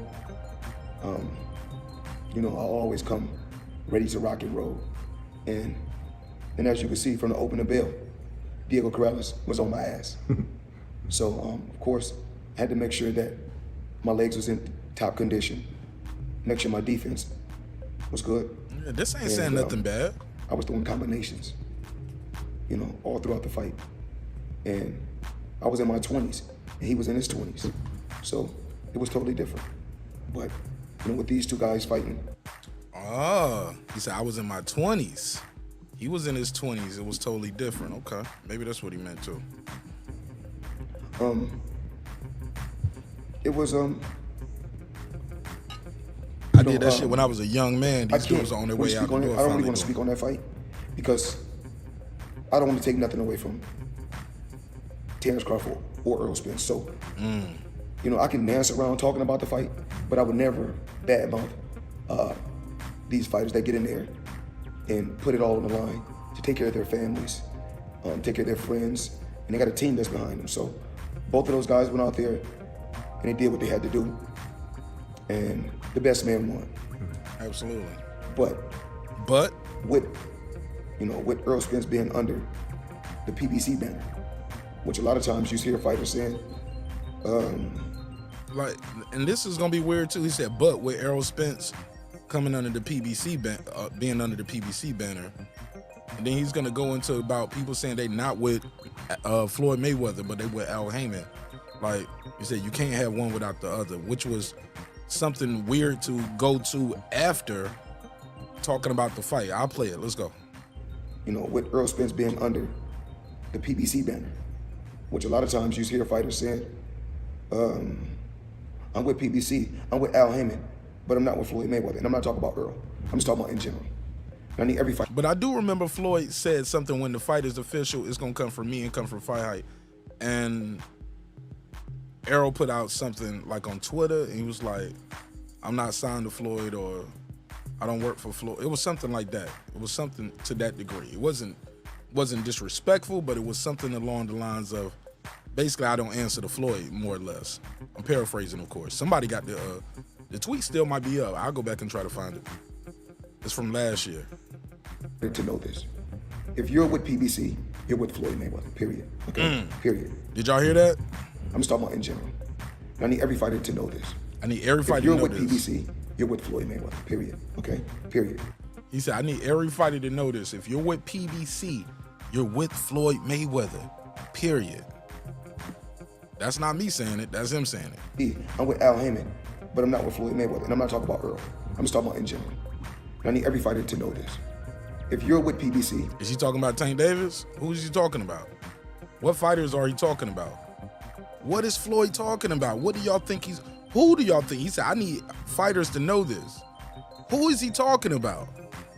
I'm with PBC, I'm with Al Heyman, but I'm not with Floyd Mayweather, and I'm not talking about Earl. I'm just talking about in general. And I need every fighter to know this. If you're with PBC, you're with Floyd Mayweather, period. Okay? Period. You cannot bring up Al Heyman's name without bringing up Floyd Mayweather's name. We're one. With that being said, my man said, we are one. We are one. We are united. You can't say you with PBC, but you're not with Floyd Mayweather. We are one. What do y'all think he means? You cannot bring up Al Heyman's name without bringing up Floyd Mayweather's name. We're one. With that being said, I want the best for Errol Spence. So, if I was training him or I was in his corner, I don't think he should be fighting at 147 at all. I don't think he should be fighting at 154. Really? I think he should be fighting at 160 or 168. Wow. What y'all think of that? Somebody said, it's either about Tank or Canelo. Okay, somebody said they used to think both. Somebody said they only think Al Heyman. Okay. It's just my honest opinion. You know, but once again, I don't have no say so. You know, when these guys, you know, certain fighters, when they want to fight, our job is to line it up. And us fighters, we're warriors. We always want to fight the best. It's just how it is. But it's so crazy, like what goes on in today's time. And I want you to just notice this. You got Muhammad Ali. You know who they compare him to? Floyd Mayweather. You got Sugar Ray Leonard. You got, every time it's a fighter from the past, from the present, or a fighter that's gonna be in the future. Yo, my they're man. Gonna keep comparing them to Floyd Mayweather. Wow, my man said, you got Muhammad Ali, they comparing to Floyd Mayweather. Do y'all compare Ali to Mayweather? I'm just curious. Give me a Y in the chat if yes, give me an N if no. Or better yet, give me an A in the chat. If you compare Floyd Mayweather to Muhammad Ali and Sugar Ray Leonard, I get it, because that was a welterweight and he fought your dad. You know, I get that. So give me an A if you agree and give me a B if that's bullshit. A if you agree, B if it's bullshit. A if you agree, B if that's bullshit. Let's go. Let's hear it one more time. From the past, from the present, or a fighter that's going to be in the future, they're going to keep comparing them to Floyd Mayweather. And y'all know I'm a Floyd fan. fan. Have to answer this question. If they keep comparing all these fighters from back in the day all the way to now, they keep comparing these fighters to me, that has to say something about me. You're great. You're I don't all-time have to great. come on record and say I'm TBE. I don't have to come on record and say. But bro, you do say you TBE. You put it on a hat, nigga. What the fuck? I mean, I like Floyd. What the hell is going on? But what the hell is going on? Floyd, hold up, Floyd. Somebody cue the Derrick James drop. Hey, let me stop that shit. That's some dumb shit. Floyd, you do say you TBE. You told us that. You coined the phrase, trademarked it, put it on the merch. My man said, I ain't got to come out here on the record and say I'm TBE. Nigga, you trademarked it. You coined the phrase. He wears the hat, the shirt, the hoodie, the socks. Like this nigga, he tells you all the time. So and look, and this ain't me shitting on Floyd because I love Floyd, but this is just funny for him to say in one breath, like, I ain't got to tell you on TBE. You did though, and I promise, like, he was bringing himself up with Muhammad Ali. I don't remember people bringing him up with Muhammad Ali. It came up when he was calling himself TBE. I'm the best ever. Muhammad Ali's the greatest. He can have that, but I'm the best ever. Like, he brought this up. He brought this up. He did this. And that's cool too. You know what I'm saying? Because if you're not tooting your own horn, like my boy Clip say, sometimes it won't be no music playing. So you got to toot your own horn. But my bro, Floyd is tripping right here, man. Hey, little Floyd said, let's talk about that fight. And right after that, he bring it right back to him. Now, granted, the interviewer did say, hey, look, people was comparing the performances. However, like, Floyd really took it there. Floyd really took it there with the Muhammad Ali. I think that's another reason why some people don't like Floyd Mayweather, especially like the purists and like the historians, the OG vets and legends, and some fans. They have a problem with him comparing himself to Muhammad Ali because he did that first. He was like, Muhammad Ali fought a guy with 7 fights and lost. They would never let me fight nobody with 7 fights. And I agree with him on that. He was right. They would not let Floyd get away with fighting somebody. He only got 7 fights. Like, Floyd, get the fuck out of here. What are you doing? Now, granted, in his final fight, he did fight a guy with no professional fights. So, what the hell is going on? That happened. Let's play it. Future. They're going to keep comparing them to Floyd Mayweather. Now, the people have to answer this question. If they keep comparing all these fighters from back in the day all the way to now, they keep comparing these fighters to me. That has to say something about me. You great, bro. I don't have to come on record and say I'm TBE. I don't have to come on record and say, but you did. Oh, I did this, I did that. You do. When it was my time, I did what I had to do. Oh my God. Floyd. How many times y'all don't heard Floyd shit on Canelo since he been retired? And y'all know I got love for Floyd. I gotta preface it with that, because people gonna be like, man, fuck Martin Nash, he hating on Floyd. I'm not hating on Floyd. I promise I'm not. I'm just laughing at this interview at certain points. Like, he barely spoke about Spence and Crawford on this shit. He did say some other shit that I like. It was some key points, but this shit is like 18 minutes, man. He probably gave us like 2 minutes of the Spence and Crawford in the first part of it. He probably gave us another 2 minutes later.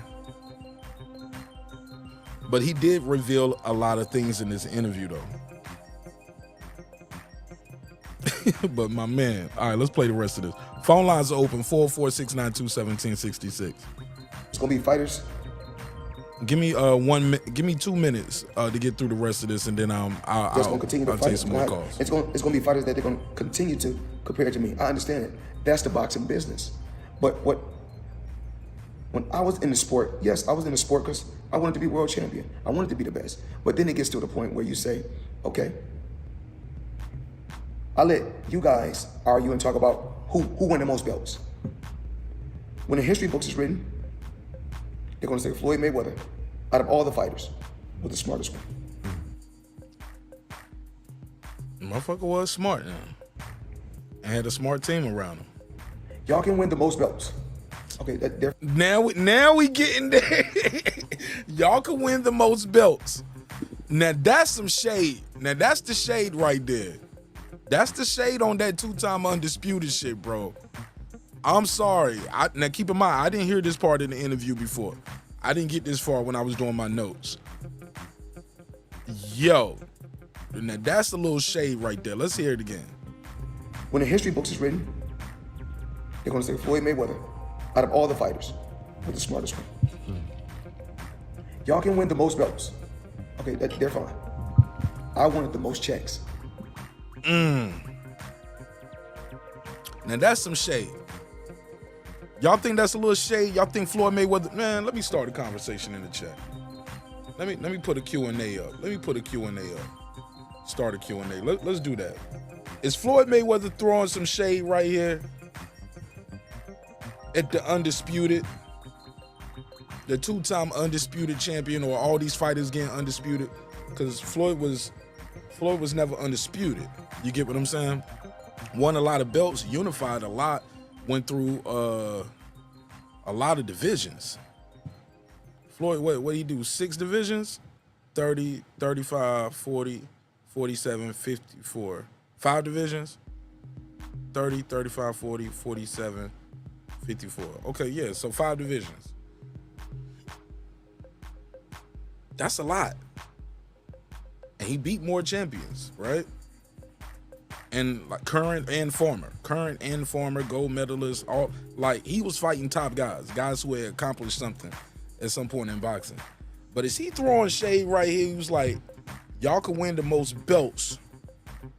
What did he say? Let's hear it again. I don't want to misquote him. Mayweather, out of all the fighters, was the smartest one. Y'all can win the most belts. Okay, they're fine. I wanted the most checks, and I wanted the biggest checks. So when these guys are out here fighting now, and I don't know the numbers that they're getting. They could be getting what? 7 million, 8 million, 10 million.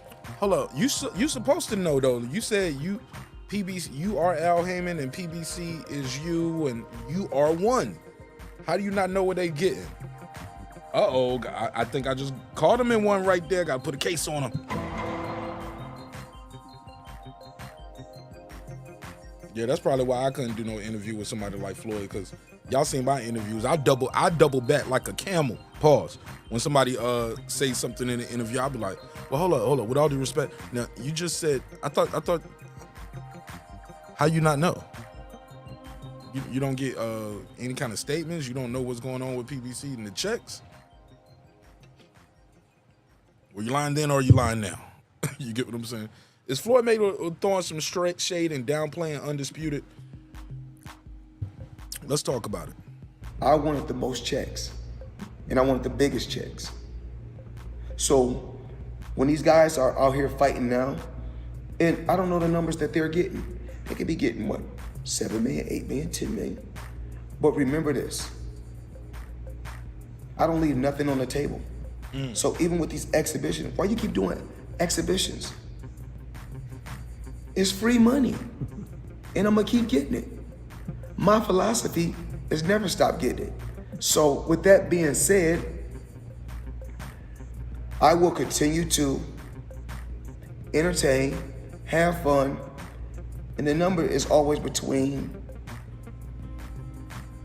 we can pick up an 8, a 10, a 50, a 60. You know, you gotta realize, this is for sparring. Legalized sparring. This is free money, so I will continue to pick up. Nobody told you to stop doing it. Like, how do we get there? Man. Free money. All right, phone lines are open, man. I'm done with that. Is Floyd Mayweather throwing some shade on the undisputed? Is he having a problem with people are saying, hey, look, man, these guys, because the conversation, like he said, people are comparing certain people to him because he is a welterweight and he rose to the highest of highs and has so much prominence. I give him that. You can have that. That ain't even what I'm mad at. But when you start saying things like they can have all the belts, I had all the checks and I had the biggest checks. I think that comes from the comparison, and when guys are saying things like, yo, they are doing things that Floyd Mayweather didn't accomplish. Hey, look, hey man, Floyd, because that's what they were saying. Floyd Mayweather wasn't undisputed, and nobody in boxing has ever been 2-time undisputed. The conversation is happening where some people are saying Terence Crawford has done something that Floyd has never done, and if he goes up and does it again at 154, some would say he might be over him. Like, nah, nobody made the money you made, bro. You got that. But far as in that ring and accomplishments, they accomplished things that you haven't done, and that's gonna be a record that's gonna be hard to break, like not in the 4-belt era, let alone because look, we got guys creeping up on 50-0 right now, and they ain't fought nobody and got no titles. So, but Floyd got that 50-0 with a lot of champions, right? And I get it, except the last fight, Conor McGregor, right? But that might be a little shade right there at the end. I don't know. I got to put a case on it. You see what they saying in the chat. Somebody said everything that glitters isn't gold. Legacy Mindset, he said, we had a tremendous fight, and he got to ruin it talking about himself. It's Buzz era. Facts, nigga. It's definitely Crawford's era. It's definitely the Bud Crawford era, man. You got to give it to him.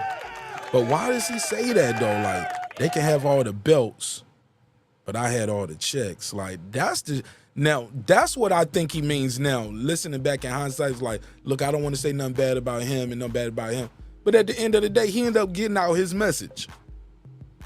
That's what he wanted to say early. I was like, why is he saying this? I prepped a little bit for it with the timestamps where he talked about it, but I didn't listen to it like to analyze it and break it down. I was just like, all right, he talking about them right now. Just timestamp that part. Okay, timestamp this part. Okay, skip this, skip this, skip this. I didn't get to the end of the video. I finally got to the end of the video.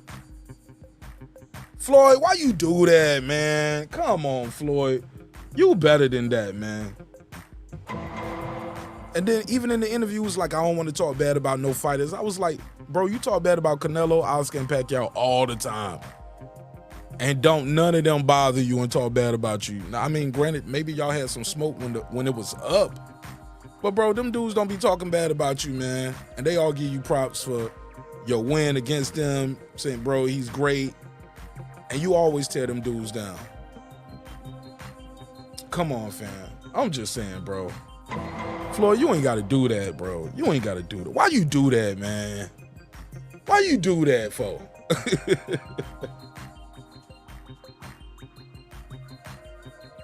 But all right.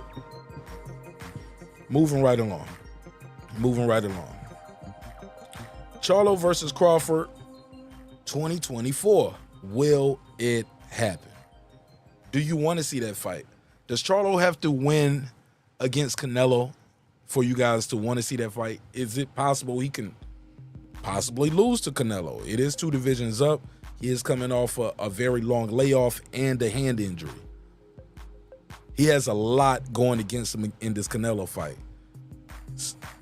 Like, hand injury is enough. The inactivity is enough. Going up 2 divisions to fight anybody is enough. But then you're going against pound for pound one of the top guys in the entire sport of boxing. That's a lot to overcome. And you gotta beat him. You gotta beat him. You can't just edge out a close decision. You gotta beat him. Hand injury, layoff, 2 division. He's a pound for pound guy with a big name. It's a lot to overcome. If he's able to overcome this, that might be the biggest upset of the year. That will be the biggest upset of the year. That would be one. If Jermell Charlo can go in there and beat Canelo Alvarez, that would be a big upset. And I'm rooting for him because I like the underdog. I root for him. I hope he's successful. Because I didn't want Canelo to fight this guy anyway. I was like, hold on, you bringing a guy up to the man? I hope you lose. I hope you upset the apple cart. Shout out to Food Revolution. She said, I want to see it no matter what. So that's why I'm met with it. Is the Charlo versus Crawford fight gonna happen in 2024? Even if he's stripped of the WBO, because they say he will be stripped of the WBO, when he goes back down to 154, according to Jermell Charlo, he put this out. And it reads as follows for the people who are driving. I'll do my reading.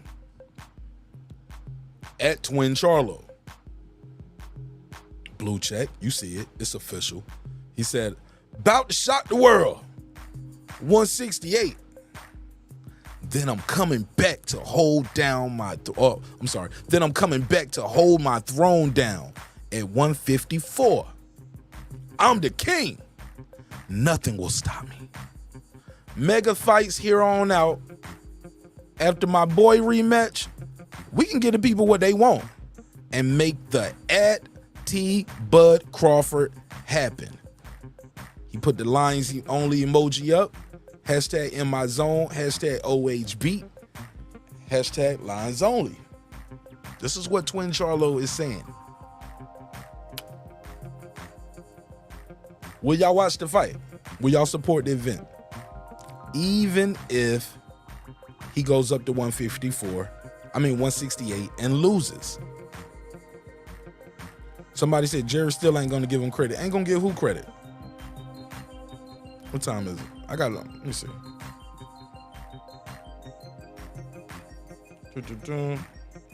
I'll drop the link out there. I'm at the end of the show.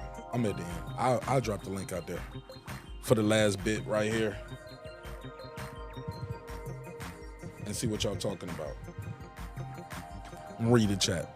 Somebody said, why we always putting Spence in the line of fire? Cause he said after my boy rematch. It sounds like he thinks Spence gonna lose though, right? Cause if Spence defeats Crawford, now that's the thing too. They go up in weight and somehow, some way, Terence Crawford injures his leg walking up the stairs or something, or breaks a rib, or break his hand or his elbow, or something happens, or he gets shot in the head again. Bar from anything like that, I expect Crawford to win. But let's just say it happens. Errol Spence finds somehow, some way, able to defeat Terence Crawford. That's the only way I see the fight at 154 with Jermell Charlo going away. That's the only way. Charlo could lose to Canelo, come back down. He's still a champion. He still got belts. And the big fight for him at 154, the biggest fight for him at 154 will be Terence Bud Crawford. However, if Terence Bud Crawford goes up to 154 and loses the rematch to Errol Spence, the big fish, man down, put him in the dirt, Truth Spence Jr., then we have to reevaluate that Charlo fight. Now we got to do a trilogy with Spence. Yeah, we got to do a trilogy. You beat him at 147, he beat you at 54. Now we need a trilogy. We got to see that. Because for him to do that, for him to go in there and take the belts off of this guy right here, this little nappy-head boy from Omaha, who was that called the other day? He said, that nappy-headed nigga. I was like, yo, my man, what the hell is going on with you? My man was like, man, fuck that nappy-headed nigga from Omaha. I was like, what the hell? What the hell is going on? Boy was mad. I was like, damn. He said, fuck that nappy-headed nigga. I was like, damn. Expected that from, expected Jerry to say that, not you. I'm joking. But I do want to say this. In regards to this fight with Charlo and Crawford, I think this fight has value. I think this fight has more value now than it did before. Not only because of the performance that Bud put on, but Bud was talking the shit during the fight. They cut to James Harden looking at Jermell Charlo like, y'all in the same division or something, nigga? Jermell was like, man, I'm about to fight Canelo, man. I'm on the big and better things. I already did this Undisputed. These niggas can't fuck with me. He plurified it. He said these niggas. He talking about both of them at that point, right? He didn't say that nigga can't fuck with me. He said these. Who is he talking about? Is he talking about Tim Tszyu? Is he talking about, because, you know, Spence was talking about, for a long time, Spence was talking about going up fighting Jermell. It was Jermell saying, I didn't want to fight Spence. And he was like Spence said, if the bag big enough, we'll do it. But he looked at Spence like a brother. He always was the one not wanting to fight him. Spence was like, shit, man. I got to feed my family, bro. It's all good. We didn't start together. You came to my training camp and I let you use my coach for some fights, but shit, nigga. If me and you got to get it on, we got to get it on. But I'm excited about this fight, so I'm disappointed to hear people saying they don't want to see Charlo versus Crawford. Why not? Oh, you need to fight Boots. You need to fight Thurman. Nigga. Hey, Let me stop that shit. That's some dumb shit. No, he don't. Terence Crawford can do whatever he want to do right now. He can do whatever he want to do, fight whoever he want to fight. It's up to Errol Spence to activate the rematch. And I heard somebody say, well, he activated that night when he said, man, hopefully we can get it back on. And then Terence said, hopefully. Bro, ain't nothing official till the paperwork go out. So all of that Errol Spence already activated the rematch. Do y'all got a date? I didn't get no press release from PBC yet. Anybody got a press release? Magnum Media sent y'all out anything? Because they ain't sent me nothing. So we don't have a fight yet. There's nothing official. There's no location. There's no date.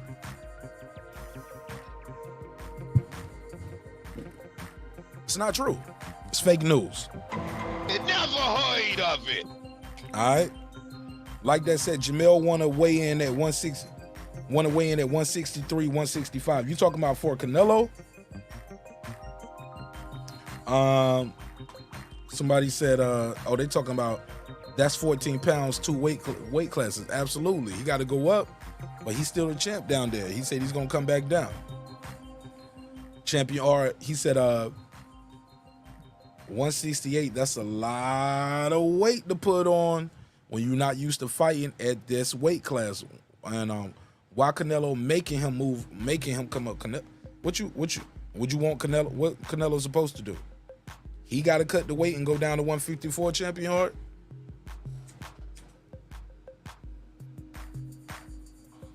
He could have just said no, right? Money too good. But I wouldn't want that for him. I don't like the weight. I don't like Canelo for fighting a guy 2 divisions under him like that. Never fought in that division. But Jamel was out there campaigning.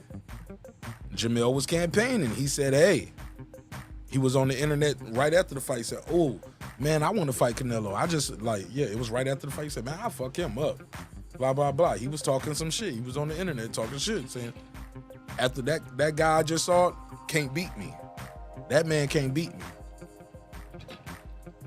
Well, it's different once you in the ring with him, right? Let's see what Jamel can do. I'm all for it, like I said. I like upsets. I like the underdog. I'm an underdog myself. But shit, I want to see it. Make it happen. But all of that things that he got going against him, I just think he has a tall mountain to climb. Has a tall mountain to climb. Yeah, this is definitely Crawford's era, bro. This is Crawford's era, man. He don't snatch the keys, man. He snatched the keys. And it's not just him winning. It's how he's beating these guys, man. Masterful. Masterful. So many levels and dimensions to his skill set and what he do. Somebody said that's now 9 pounds at least. I believe Canelo versus Charlo will be canceled. Oh, man. Slim Loudon, why do you think it's going to be canceled? A lot of money going into that promotion. A lot of money going into that promotion. Why would they cancel it? You think somebody's going to get injured? I don't know about that. Jamel probably ain't even really throwing that hand too much. Make sure he don't re-injure that shit. He doing that shit to test it out a little bit, I'm sure. But, man, you ain't trying to get injured in that motherfucker in training camp for this fight. Do not want to get injured. You do not want to miss this check. Don't miss that check. Why you think it's going to be canceled, Slim Loudon? Kimi said, I want Bud to fight Charlo for 3-time undisputed. It's going to take too long to get all the belts one by one. Charlo said he's coming back down. But even still, Bud is going to have 2 fights to get undisputed up there. And that's if he can get them back to back. Going to have to get a belt. He's going to have to get that WBO, and he's going to have to get the other 3 belts. But Jamel, when he comes back down, Jamel's going to have some mandatories, right? Unless Bud get that WBO. And look, even that's gonna take a process. That's a whole process. At best, man, we looking at this for like fall or winter of 2024. That's my prediction. If it's gonna happen, it's gonna happen next year, fall or winter 2024. Because yeah, I just don't see. And that's if, and I'm talking about undisputed, whether you fight Jamel, granted, you could fight Jamel next summer, right? That'll be fire. That'll be fire. But if Jamel is successful and defeats Canelo in September, we might be looking at a May rematch. If he can beat Canelo, he gonna get 2 fights out of that shit. He gonna fight Canelo again. He gonna get 2 fights out of that shit if he can beat Canelo. And who knows, maybe that's when he'll get stripped of all the other belts. The other sanctioning bodies are gonna, maybe they might not wait. They can't all wait. They're like, nah, we don't know about that. You won, we let you campaign up there, but you about to do a rematch. Bro, you gotta drop these belts. Or he might get stripped. It's not undisputed versus undisputed anymore. Charlo got stripped, absolutely. Well, it'll start, yeah, they stripping him when he stepped into the ring. They said when that first bell ring, he'll be stripped at that moment. Which pretty much saying he's stripped right now. Champion Hart said, I'm gonna say I don't respect that when Canelo can fight Benavidez. Thank you, bro. Thank you, bro.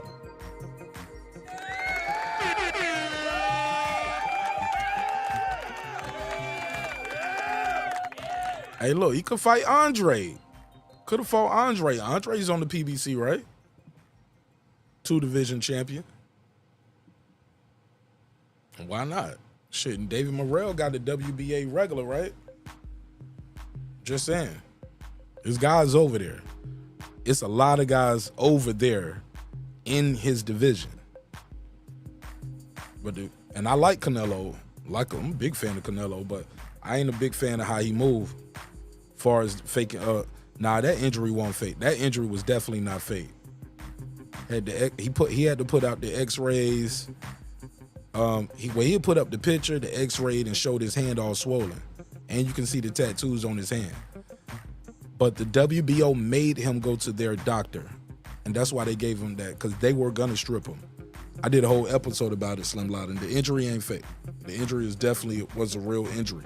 Now, when he was ready to come back versus when he found out and signed up for this fight versus keeping the commitment to Tim Tszyu, that's a whole nother thing. But when the injury happened, it was a real injury because the WBO made him go to their doctors. His doctor note wasn't enough. I did a whole episode about it.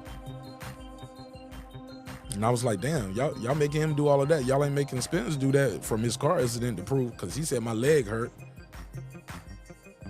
And then later on, he told us, nah, man, I was all right from the car accident. I just been getting ready for this fight because I knew it was going to happen.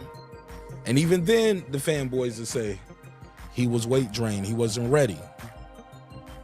He said he been resting, getting ready. That's what he said before the fight. All right. Spinal, right. Let me see.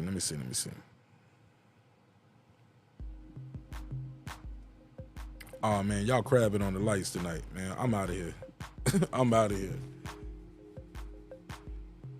We should have been had 100 likes. All right. Let me see what they saying. I'm going to wrap this up. Somebody said, Spence, stay lying. Spinal. That fight will do at least 1 million pay-per-view buys. Which one? Which one would do 1 million pay-per-view buys? Slim Loudon said, and he looked fat. I mean,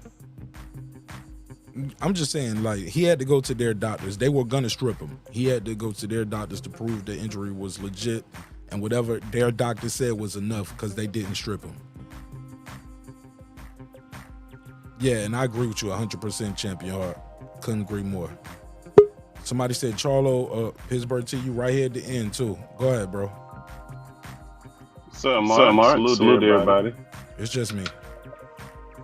Oh, no, I'm joking. We got an audience out there, but go ahead. Yeah, man. This is a fantastic show. I got a little faint feedback. Can you hear me? You good? Go ahead. As far as what's going on right now, let me turn myself down. I keep it. I'll turn it down over here too. There we go. All right. Yeah, as far as the show itself, man. Hey, look, I think it's great to have people like Santos that actually view fights, that call in. I think it's good the community that you got. You got all these different people that come in and give you all these different perspectives. That we can get all these different ideas of actually how boxing is conducted. Because sometimes we get stuck in all the fanboys, and man, a lot of these dudes, they just not into that. I think that's more the fringes than the actual people that you go to the fights and are talking to that aren't doing that than are. And I think sometimes we get caught up with that a little bit too much. Hey, beam out and beam back in. They said you got feedback, bro. Beam out and beam back in. Okay. All right. Oh, they said it was good now. Then somebody said, there we go. There you go. All right.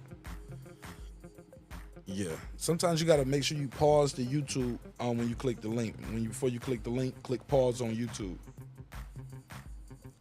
Because sometimes people will click the link and the YouTube is still playing in the background. And it'll pick all that up. All right, we'll try to get them back on. See, y'all was slow on the draw when it was good. See, y'all was too slow. So we'll try to get them back on. Let me drop the link again.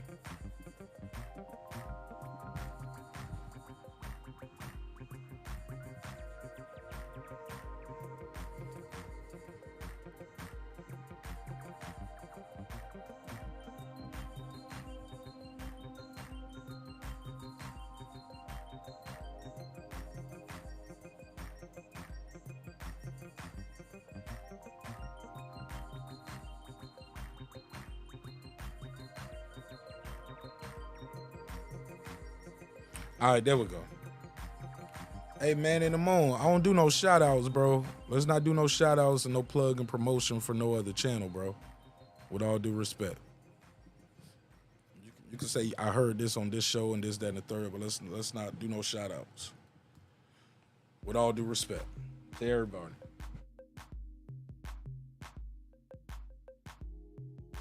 Let me say this, though.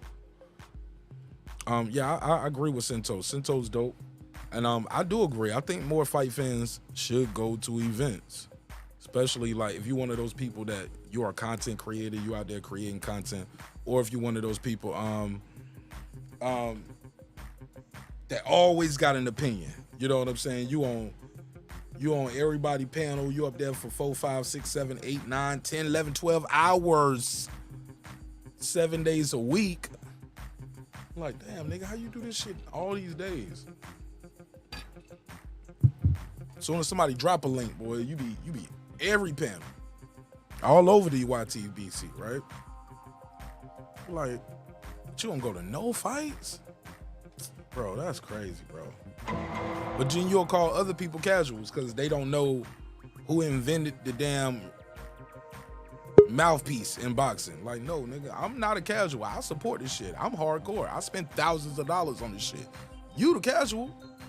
You just sit around and watch YouTube fights and talk shit to people and call them casuals all day. Pittsburgh T, you beamed in and then you beamed right back out. Yeah, man, we gotta stop that shit. Casuals keep the sport going. Because hardcore fans have found ways to steal fights over the years. What's up, bro? All right, you know what? You good with me?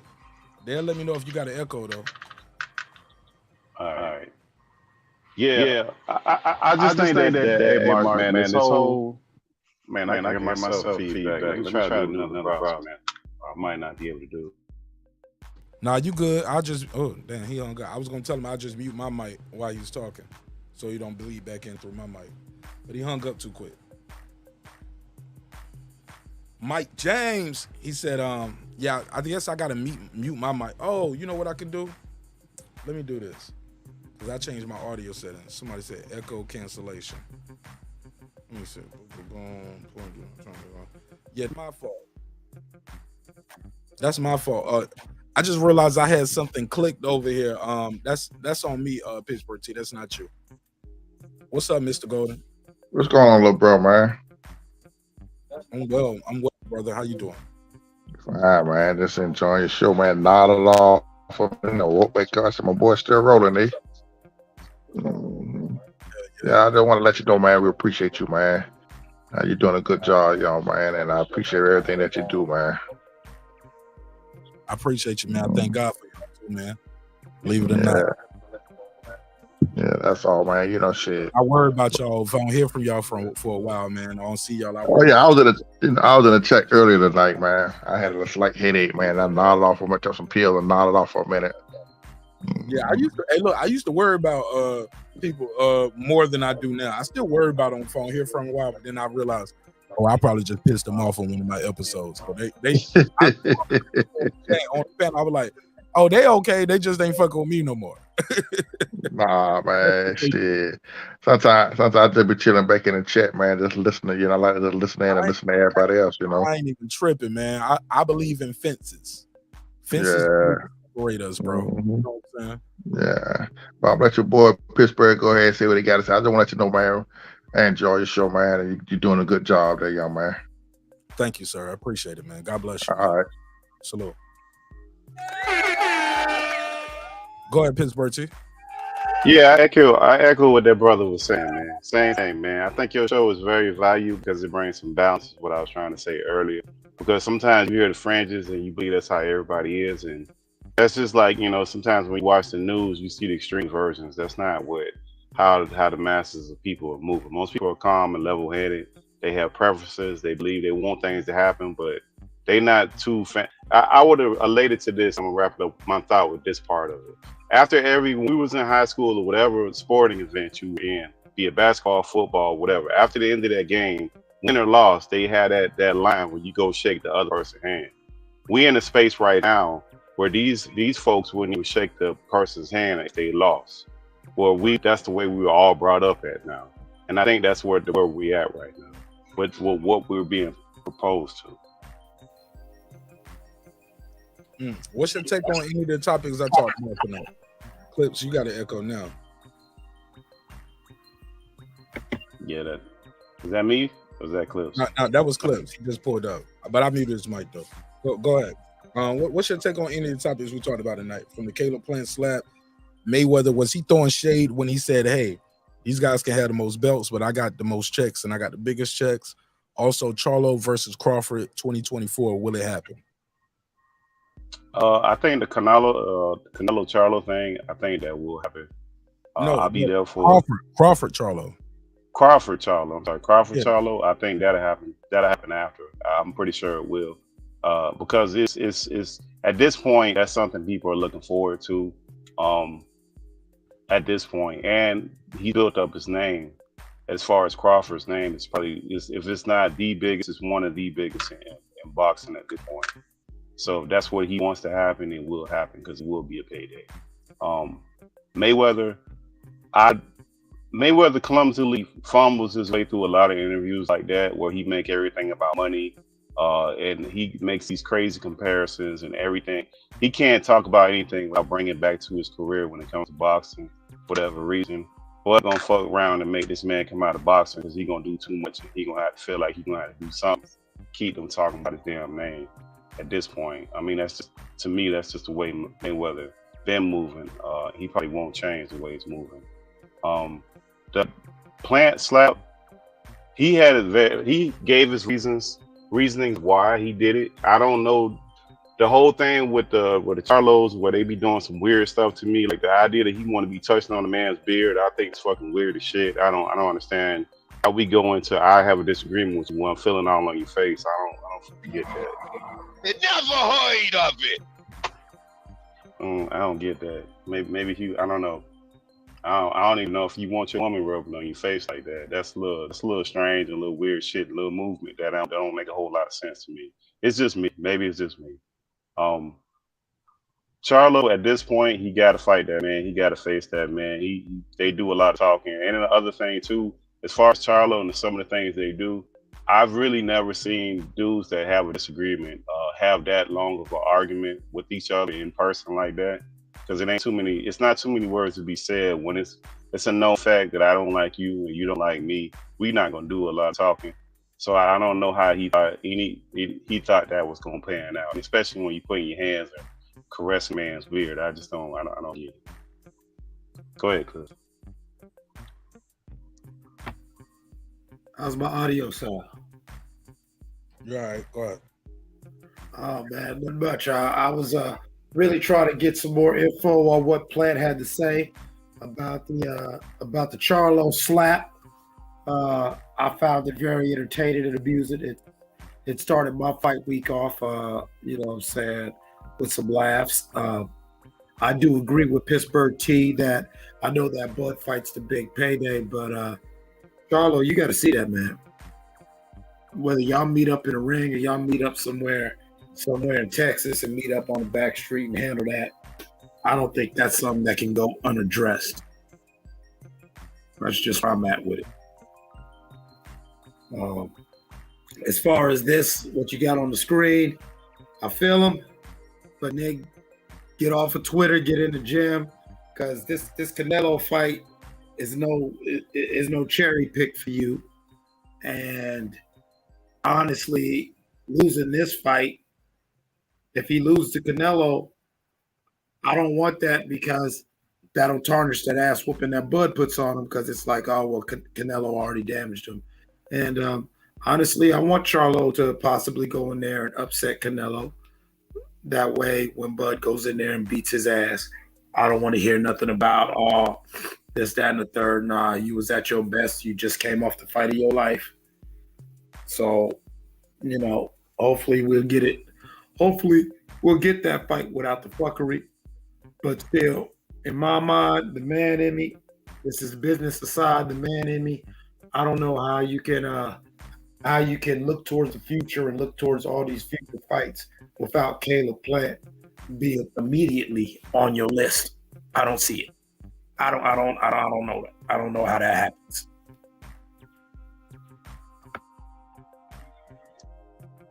Maybe he just need to stop talking, though, Clips. How about that? You start talking, you start barking up trees, man, and the tree about to fall, and it looks to me like you're avoiding the tree.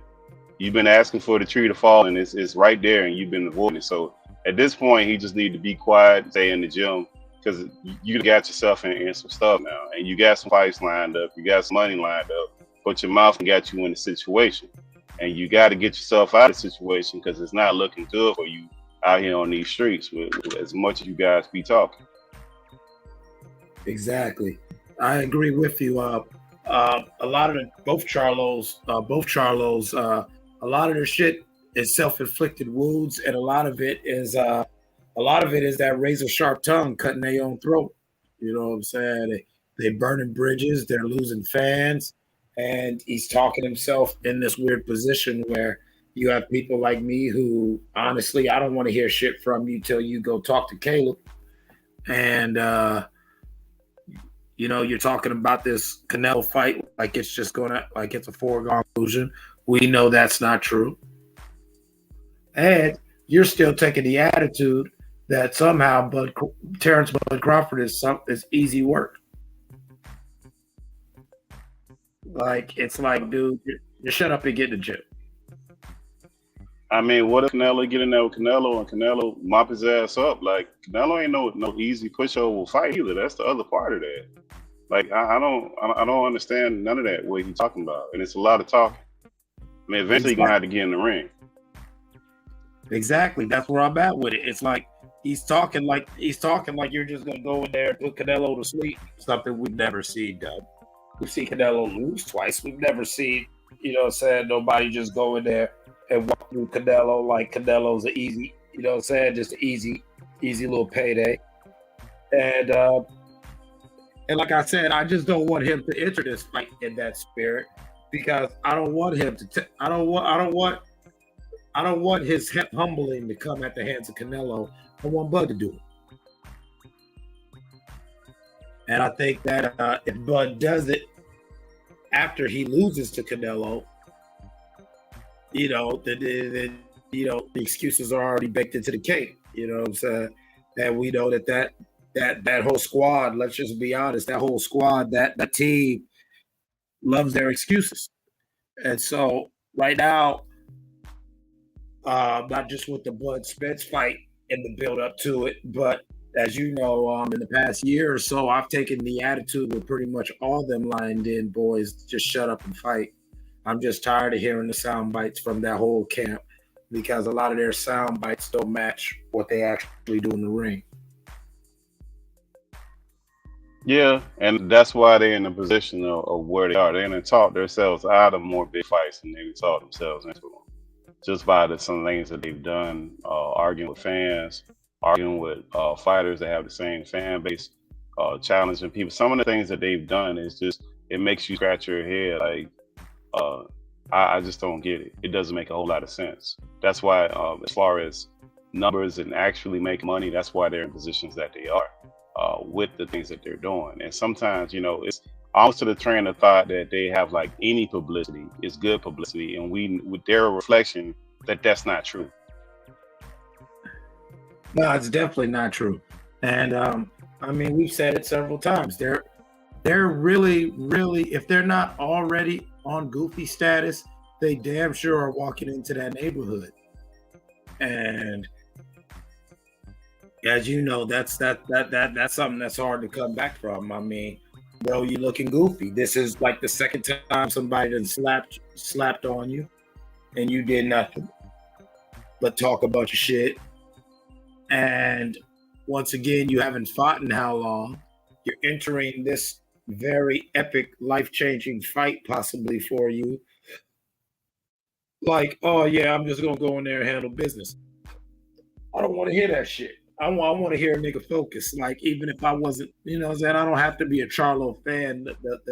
The fan of boxing within me wants to hear you talk seriously and show seriousness. If not, in the words of my late grandfather, if you don't take yourself seriously, why should anybody take you seriously? Remember, Clips, they in a weird spot because I'm not a Canelo fan, but I almost want to see him whoop up on these boys for some of the things they done said. You know, and when I say these boys, I'm talking about the Charlos, period. You can't have one without the other because they are twins, and people are going to say they're separate, but they're not. They're twins. So whatever one says, the other one has to pay the price for that. And they have disenfranchised their own fans. They have said some weird, goofy stuff that makes you wonder, like, they can't have a post and know what's going on around here. It's impossible at some points because they just aloof, or they just don't know what the hell is going on. And they can even show with the reflection of that one time they tried to put them on pay-per-view, it was a fucking flop. We lost Clips. Nah, yeah, I kicked him off so he could bang back in. Yeah, so I kept hearing the static. But my question for you is, why don't you think the Charlos resonate with fans like they should? I mean, the story alone is it's an anomaly. Like brothers, but yet alone twin brothers. They were champion at the same time, same division. I mean, we've seen brothers before, but twins and they pretty much, for the most part, were dominant for a long time. And even now, the brother who does have the losses is undisputed. The other brother is still a champion. Like, what happened? Why was it like? Because even before Maul had his crash, I don't mean physical crash. I mean, because he hasn't lost, but you know, since his inactivity and the mental crash, whatever you want to say, even before that, they wasn't connecting with the fans. Jamel fought for undisputed at Carson, and that shit won't even. I think Carson holds about 8,000. It wasn't even halfway full. Why aren't they resonating well with fans? Probably when you start going against Deontay Wilder, which is your own, probably that you share the same fan base, and you're telling the fans that they broadcast fans, and you challenge Wilder, their fan, that the fans that you share, they're actually quote unquote hero, the person they look up to. Like, they did a lot of destruction with some of the words they say, and people are not forgiven if they don't share blood with you. If you cross somebody and they don't have blood with you or a kinship with you, and you say some crazy shit, you got one time only to do that, and people just not want to mess with you no more because they have no reason to listen to you anymore. They're done with you. So they've and I'm quite sure Clips will probably tell you some other times and some things that they've said. Their tongue has been a problem. Hey, being back in Pittsburgh, see, now your stuff is like kind of choppy or clipping, or it's like it's slowed and it's like speeding up, like it's catching up. Like, try to beam back in. Maybe you got to use a different browser. Go ahead, Clips. Well, no, he hit it right on the head, man. It's like, and that static is heavy. I don't know what's going on, but it's real staticky, Clips. I don't know why it's doing the same thing I've always done. Staticky. I don't know why, but it's all good. But yeah, basically the boy, basically they need to show better for themselves than a whole bunch of lip service. I don't need sound bites. I need solid performances in the ring. And let's be honest, it's been a while since we've seen that from either of them. Yeah, I don't know. Yeah, I don't know what the difference is, Clips, but something is going on, man. I gotta try it again later, or maybe you can switch a browser or something. But it's static, bad. Yeah, that shit is annoying to me, man. Let's see how Pittsburgh T audio sound. Go ahead, Pittsburgh T. Check, you hear me? Hear me clear? Good. Yeah, but I just think they did it themselves a lot of this damage. They, like you said, they had the story of stories. They had the story of stories. But then when you start doing some stuff to piss off fans, bro, that's it. And it don't take much. Look at LeBron. He went to another team, which is his right to do. And people out there burning his fucking jersey. He never said a word. He never cursed out fans. Like, bro, people, when you cross them and they hate them forever behind that shit. Fans feel disenfranchised for whatever reason. It's hard to get those people back. Sometimes you can get them back with accomplishments, but it's hard to get people back once they turn on you. So I don't think, and then the inactivity hasn't helped them, because sometimes if you do cross people, you can have accomplishments and people wander their way back and we're like, man, I wasn't fucking with that nigga, but look what he did. I gotta give him credit. Like, you can't even do that because they're not that active. So that's a whole other problem. When you start making accomplishments, here's what it is. Even like that last fight that we keep talking about. I mean, for whatever problems people had with Bud, they never really talked about his skills. It was really the negotiation. It was only the silly people who was talking about that he wasn't no good fighter. That was just crazy town. But after the fight, nobody left up out of there. Like when Cinto told his story, nobody left walking away looking at that fight. Not saying Bud wasn't that dude. So, I mean, your accomplishments can overshadow a lot of things, even if you don't like a certain thing about a person. They just don't even have that part. To be fair, Pittsburgh T, it is people on YouTube that are and they don't mean shit to me, but they are pushing narratives and they have followings of the guy and did something nefarious with the gloves, the hand wraps. They talking about PEDs with Victor Conte, like. It's all kind of shit. Errol wasn't right. Errol was weight drained. Errol didn't fight like he normally fight. Like, if you don't like somebody, you trying to push a narrative about them. It's not hard nowadays. All you need is a Wi-Fi and a microphone. It don't even have to be true. It's just so many people. If it's a popular opinion to hate somebody or get on somebody, like, come on, bro. It's like people. This dude still won, and people like. Well, I don't care. I'm still riding with Errol. I mean, he lost. Okay, well, he's your favorite fighter. He just lost to the guy, the biggest fight of his fucking career. He just lost it. Not only lost, he got his ass whooped. Pillar to post, stumbling, fumbling, and Bambi legs, stanky legs. He got broken. He got his eyes closed and shut. Crawford was out there at Top Golf swinging clubs at midnight after the fight. Yeah, but I'm just still riding with Errol. Okay.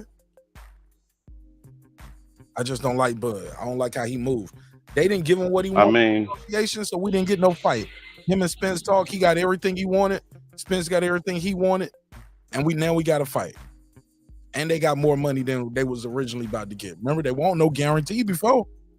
They getting guarantee and pay-per-view now. Like, come on, bro. We got the fight now. I mean, but if the fighter ain't complaining, his camp ain't doing none of that. I don't get what these dudes be doing. But I think it's less of those dudes because, you know, they just got a loud voice because they got channels. It's more regular people who just say, hey, man, that dude just beat him. I don't want to hear none of that. He just lost. Great fight. That's the end of it. That dude, it was just better. It wasn't even nothing. And most people say, even the people who are saying that, Mark, when they say that, in the same breath, they'll say, well, I ain't see nothing Errol could have did. So if you ain't see nothing he could have did, what the fuck are we talking about? Like, it don't make a lot of sense. No, but those same dudes want to see it again at 154. They was like, yeah, fight him again at 154. I want to see. Like, man, and those same people, I'm going to tell you the craziest part. Most of those people who pushing that shit didn't even go to the fight. I ain't going to say all of them, most of them. I know some people who was at the fight pushing that bullshit too. But for the most part, the dudes who pushing that shit, 90% of them that I've seen and heard, man, they won't even at the fight, bro. They probably weren't even paying for him, Mark. But it's probably gonna it's probably stolen. It's probably gonna be I would say over a 90% percentile that it's gonna be at 154 no matter what. Because even Bud, it doesn't do him any good to fight at 147. Why? Because he got to pay all those sanctioning fees for all those belts. So he would financially do better fighting him at 154. Because he ain't got to pay all those stupid sanctioning fees. So it's probably gonna happen at that weight. I mean, I don't see what the difference is gonna be with 7 pounds is gonna make that much of a damn difference. I just don't see it. It ain't gonna make no difference in this fight per se, but in general, 47 is different from 54. Yeah, but I mean, with these two men going against each other, I mean, and then they're familiar too. Be stronger. Yeah, and then they're familiar. They just had a fight. It's not unknown. Oh yeah, the element of surprise is gone. There's no element of surprise anymore. Yeah, and they both gonna be working on shit, just like Errol working on shit, but we're gonna be working on shit. So it's gonna be a different fight. They both gonna be tuning in on some shit they can improve on. I don't see the weight really making a difference because they just had a fight and they got tape on each other in the ring with each other, looking at what they're doing and how they're reacting. And they're both gonna make adjustments. So you're gonna see a different fight. Now, I mean, it's not gonna be the same fight. Would the outcome be different? Who fucking knows? But I'm gonna watch it.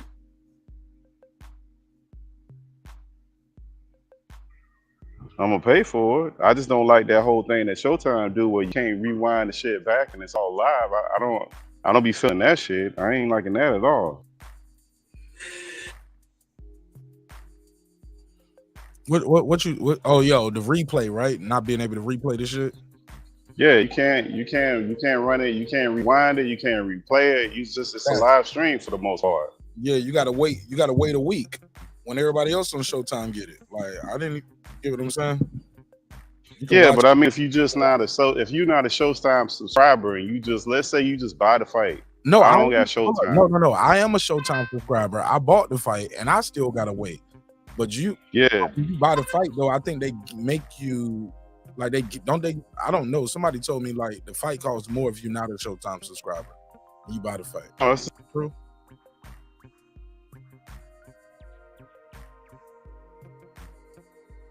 You muted. Unmute yourself. You muted yourself. Or maybe he doing something at work and you need to mute. Go ahead. Nah, Mike James, I didn't buy the pay-per-view, but I'm just saying because I was at the fight. The only reason I didn't buy the pay-per-view because I was at the fight because I knew I wouldn't be able to rewind and watch. You gotta actually have it, you gotta have that shit through like your cable subscriber and record it on your DVR. Like if you got Comcast, Xfinity, DirecTV, one of those things, and that means they give you an option to buy and record. You can do that. But if you're using the app, like most people are app based with their phones and TV and shit like that. Yeah, man, you can't rewind that shit. Or let's just say you just straight bought the fight and you just want to rewatch it. You can't rewatch it. Can't rewind it. Can't do nothing. It's just you better get it where you can. Now it's gone. Mr. Golden said he had to download the app to get the fight. Shit like that. Yeah, I had to download it too. I got Paramount, but I don't have the Showtime part of it. So like I can only watch. It was the same price. They didn't charge me anything extra for the fight. It was the same price. It was $84 and some change. I don't know what you did different, but then you got the static in your line. Now try it. Unmute now. Go for it now. Can you hear me now? Yeah, it's some static in the line though. But go ahead. And I'm gonna wrap it up after this anyway. Go ahead. But I mean that thing that they do, what you can't replay it, it's kind of strange. They don't charge. Now to their credit, they don't charge you anything extra. That's one good thing about that. So you don't have to buy like a month subscription in order to watch the fight. You just straight up pay for the fight. They're not charging you anything additional if you don't have Showtime. I got Paramount, but I don't have the Showtime portion of the Paramount portion of it. So they're not charging me extra. But you still can't replay the shit no matter what. Yeah, I've been watching. Right. I've been getting this message when I go. I don't have Paramount. I have Showtime. And now when I beam into my log into my Showtime, it has this big message. It used to be telling me, go to Paramount. Go to Paramount. You got everything here and more. Get in now for the low price of $11.99. I was like, I ain't giving y'all $1 extra for some shit. I know. All I want is Showtime, and I want it for boxing and Billions. I like to show the Billions. And I like boxing, and Billions is on their final season. So I was like, oh, it's a wrap on this shit. And then they telling me now that message says Showtime app is shutting down soon. It don't tell me a date. So go over there now to Paramount Plus to get all the Showtime stuff and sign up for Paramount Plus with Showtime, and you get it for 30 days. I was like, but what's the new price? Y'all don't even say, nope, I'm not switching. Y'all gonna have to cut this shit off for me not to use it no more. And I'm not switching to Paramount till y'all tell me this shit is over. And even then, I might not switch right over. Like, the fuck? Like, no. I don't. Yeah, but they did that with HBO, though. No, HBO. They did the same thing with HBO. It's Max now. HBO Max, but it's still the same price as HBO, right? Or did they change? No, the price is the same. Like, I paid for the year. I got one of those. Max that's Cinemax. Like, HBO bought Cinemax, I thought, years ago. Yeah, well, they merged a whole bunch of channels under there. So they got Discovery under there. They got like everything that's under their network that's under their umbrella. You get it. Bro. I'm sorry, bro. I can't with the static. It's bad. I don't know if you can hear it in the playback, but it's bad. Yeah, I'm sorry. Sorry, I can't do the static. And it's like every line, it sound like this. Oh, I can't. Told you I got sensitive ears, and the headphones I got are very expensive. They pick up everything, so I can't do the static in the line. It was good earlier with Mr. Golden and with the call from Jerry, but I don't know. Sorry, I apologize, man. It could be me. And I told y'all we got a storm here in Atlanta tonight. My shit over here with the lights blickered, and we had some technical difficulties, so I do apologize, but. Yeah, I'm sorry, Pittsburgh T, and I apologize to Clips too, but we got to have good audio because all we got is audio, right? So we got to have clean audio at all times. All right, how about now, Mark? Hear me now? Yeah, you good. Yeah, but Max was just HBO, and now when you go in there, they got all their sub shit up under there. It's sectioned off now. They flipped it around a little bit. Like it was just HBO stuff exclusively before. Now they got Discovery Channel and all these different shows on all these different channels. So maybe that's the one they do on Paramount, trying to merge all this shit together. Because Showtime is under them. Right. I know that's exactly what it is, Pittsburgh T, but I don't want to capitulate. I don't want to acquiesce. I don't want to bend the knee, man. Like, no, bro. I'm not about to switch over to Paramount Plus and pay y'all more for some content that I don't even trying to see. You know what I'm saying? But one day I'm gonna click on that Showtime link and it ain't gonna work, and that's when I'll probably have to do it. But I'm gonna make them kick me off because the price go up. It's like an extra $2 or something. I'm like, the fuck? What? I give me an extra $24 a year for what? Like, I don't even want to watch none of this shit anyway. I only want to see boxing. Yeah, they kind of got us though, because they got their catalog though, and they do the boxing. So I mean, it is what it is. And like I said, with them, I like the good thing about them with the fights. They don't, if you don't have Showtime, they're not forcing you to buy a month of Showtime and then buy the fight. You're just straight up buying fight for the fight price, which I think that part of it they got right. That's kind of a turnoff. If you're forcing me to buy a month subscription. Yeah, I heard they was doing that. See, I didn't know they was doing that. Yeah, but they're not. Showtime isn't. Like, some of them do make you do it. Like, some of them force you to buy. Some of those networks, when they have fights on, they force you to buy a month subscription and then you buy the fight. Showtime didn't do that. You just pay for the fight itself. But again, you can't do anything with it. You can only watch it live. That's it. Yeah, that's whack. But all right, man, that's pretty much it for me, man. I'm gonna go through and try to timestamp this video, try to get a little edit in on some other content that I need to drop. Still got interviews and stuff that I haven't dropped from last week. And yeah, I'm gonna put it on members only first, but excuse me. So that's pretty much it for me. You got anything you want to add to anything else we talked about? Nah, man. Hey, I appreciate your content, Mark. I watched the playback the other day that you had on that boat fight stuff, man. Great content as usual, man. Fantastic content. Hey, look, sometimes I just fall back and let people talk, but I knew certain topics, man. I'm like, man, I ain't about to drop no link for no open panel for this. Why? So people just cuss, yell, fuss, and argue. Man, I'll take one-on-one calls. You know what I'm saying? I know what I'm doing, bro. I know my audience. And I already know that shit can get toxic real quick, man. And I was like, I ain't in the mood for it tonight. I wanted to have a, nice vibe, nice relaxing show where everybody can talk. I'll let you talk. You get your do my one-on-ones. When I do my one-on-ones, everybody get to talk. It's the panel shit where I have a problem with, where it's like, man, I ain't about to sit there and keep telling people one at a time. Hey, man, let them finish. Hey, you're over talking them. You got bad audio. Anybody do that shit with 10 people up there? Nah, but the way you do that show, those shows are great, Mark. And the numbers don't lie. Shit, I looked up this morning. It was like 5,000 views on it already. So people like the way I did it. Yeah, I think you did it perfect. I think it couldn't have been done any better. And I think with the content that you got was fantastic with what you were getting out of that situation. Because I think that's like you said, overly emotional topic. Mm-hmm. Got to know your audience, man.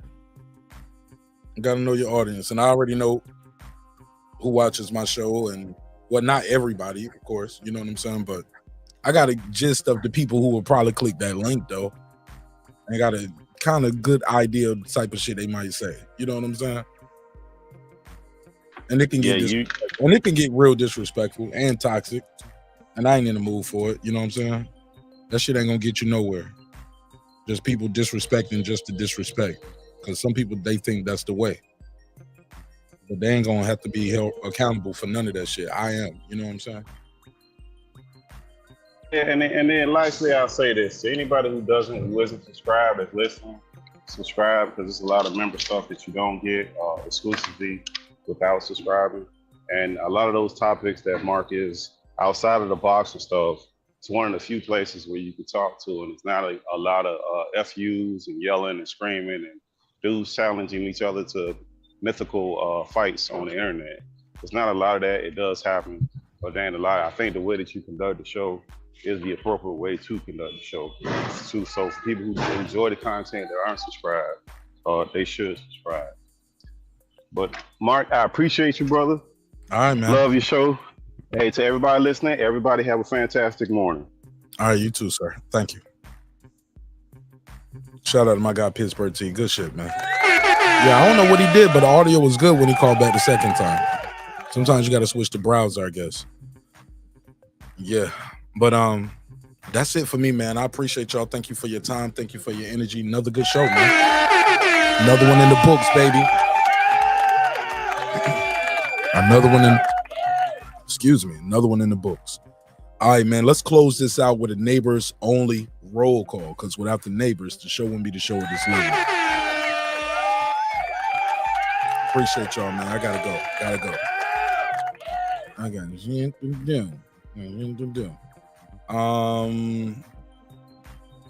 it's been another great episode of Breaking Beats, man. Let's close it out with a neighbors only roll call. There we go.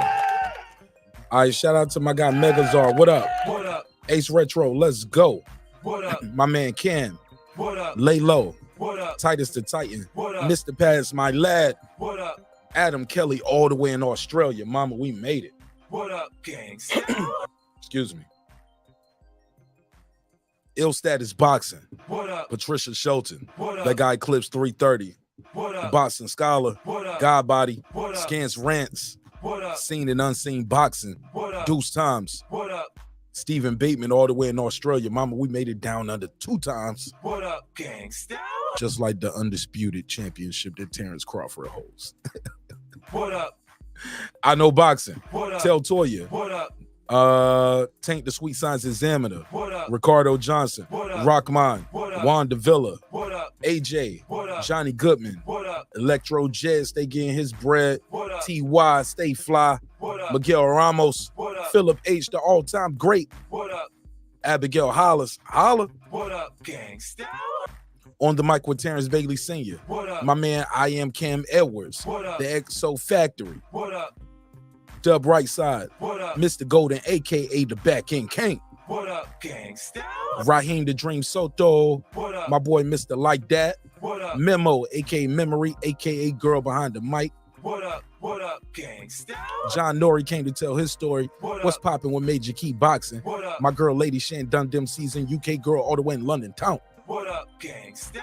Shout out to Cooking with the Champ, a.k.a. Champion Heart. What up? On the floor with Shelton Moore. What up? My boy Sam from Washington, a.k.a. SLG. What up? My boy Sam F. What up? My boy Pound for Pound Sports Entertainment, a.k.a. F. Merritt. What up? Kendall. What up? D-Lo 404 Boxing. What up? Karma Serene with the Serene Saturdays. What up? Nick Rich in this bitch. Shout out to my sister Nikki in Central Florida. What up, gangsta? Aaron Parker, the Big Talker. What up? Taylor Bell with TabTech. UnlockSim.com. Unlock your next device today. What up? Transcendent Sports Channel, my Filipino brother from another all the way in Canada. What up, gangsta? Fistiana Fights. What up? She just might. What up? Jacob Sims, that's him. What up? Haplo, let's go. What up? MFB. What Miss up? Queen Sun kissed, and yes, she was kissed by the sun. Mwah. What up? Shout out to Beyond the Ring with Nonito and Rachel Donaire. That's 9-time champion Nonito on his way to the fucking Hall of Fame. What up, gangsta? And we're gonna be with him every step of the way. What True up? Media Today, USA Boxing. That's my guy, Coach Malachi Williams. What up? Hey, yo, I told you I got Nonito Donaire to sign some stuff for me too while I'm out there, man. I got him sign a glove. He signed the jacket that I wore. It was the official team jacket. Then he signed the other glove. So I'm going to Amazon this week. I said going to Amazon like I'm going to the store. But I'm gonna get a case for the gloves, and I'm gonna get a frame for the jacket. And I'm gonna put that shit gonna be dope. And I'm gonna put it's gonna be dope. I got a whole little memorabilia thing I'm about to build for that, man. But that's dope, and y'all gonna see that on the wall behind me. Like when I cam up, y'all will see my jacket signed by Nonito with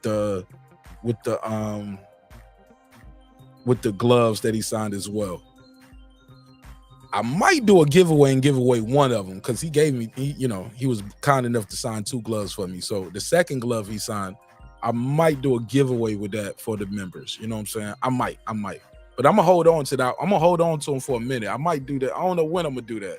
If I do it, it might be like around Christmas or like the show anniversary in October, or who knows, man. But I might give y'all some memorabilia that I got from the fight. You know what I'm saying? Because I got some other stuff signed by other people too. So yeah, we got some goodies, got some ideas. But and I think what I'm gonna do with the fight stub, I'm gonna frame the stub from the ticket from the fight and probably put that like in a frame with like a poster of Spence and Crawford type shit.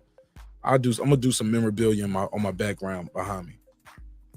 But definitely framing, putting those my autographed Nonito Donaire gloves in like a case, and I'm gonna frame that my team uniform that they so kind of blessed me with, and he autographed it for me, so that was dope. Let's go. Pudo, Food Revolution, aka Foodie with the Beauty, KP from KC5, Matt Wade, Beyond Above Media, Pittsburgh T, SF City Slicker, It's Mix, Rider of the Storm, Here to There, Media Well, Cliff Bailey, Con Shawnery, Lisa Bell, She Never Fails, H.O. Deezy, Cooking with Sir Senior, Brandon Washington, D. Bevel the Champ, and of course the big fish himself, my good brother Derek Lincoln. What up, gangsta? Appreciate you all.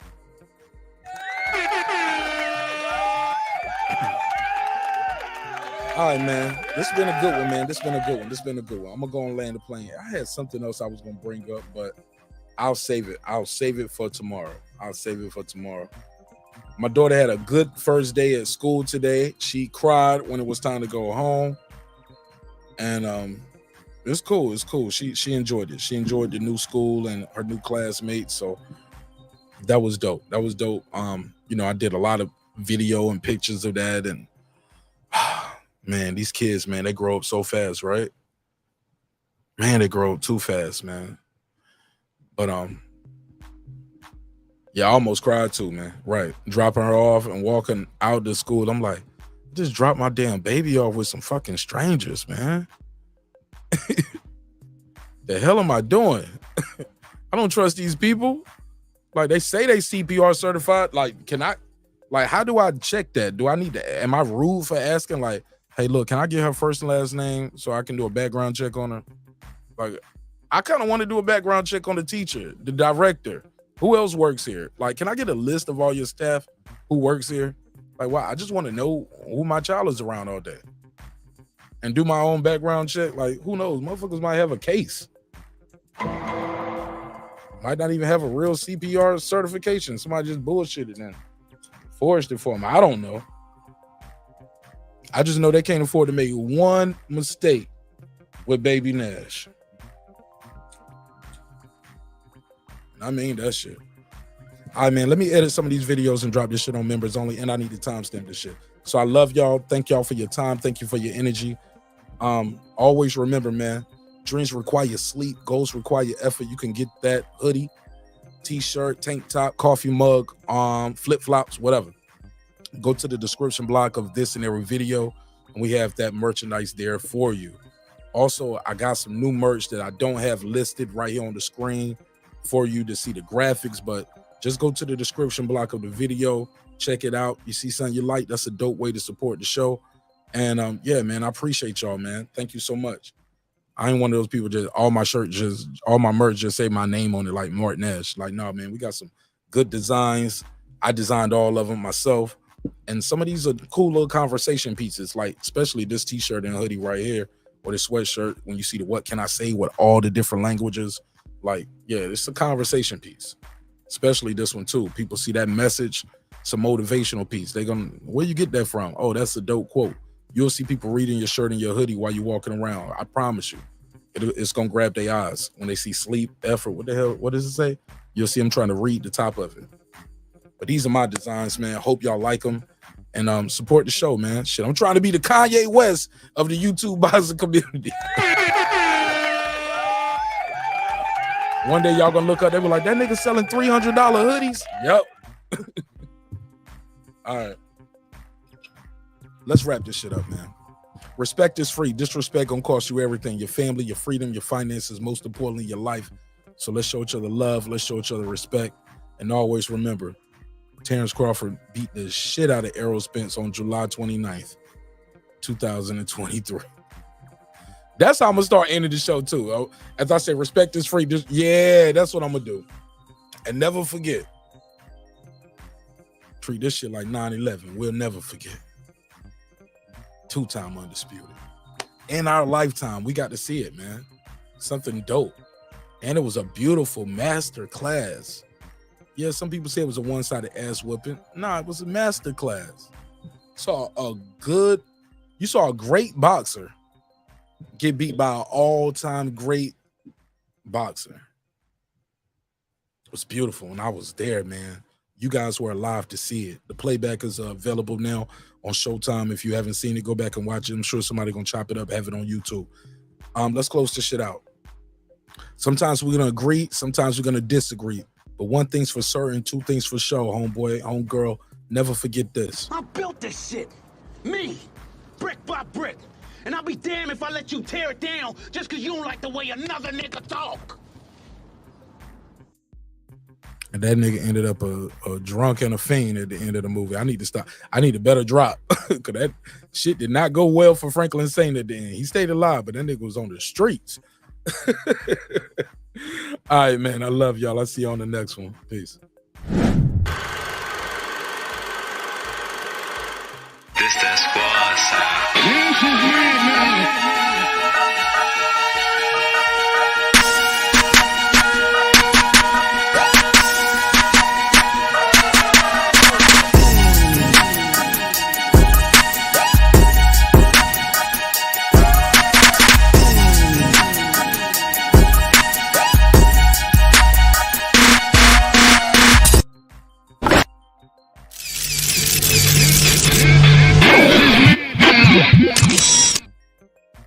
Man, I love y'all for real, man. Shit is so dope. I wish I had more time. Subscribe. I don't care how many subscribers he has. Support him. So he made all this possible. He made this possible. No, Dr. Mark, God made this possible. God made all of this possible, and so did viewers like you. Thank you again for your time, your energy, and thank you again for the opportunity to entertain you all this evening. Hopefully you were entertained, and hopefully I'll see you guys tomorrow for a members-only live stream. We're doing a members-only tomorrow, all right? Peace.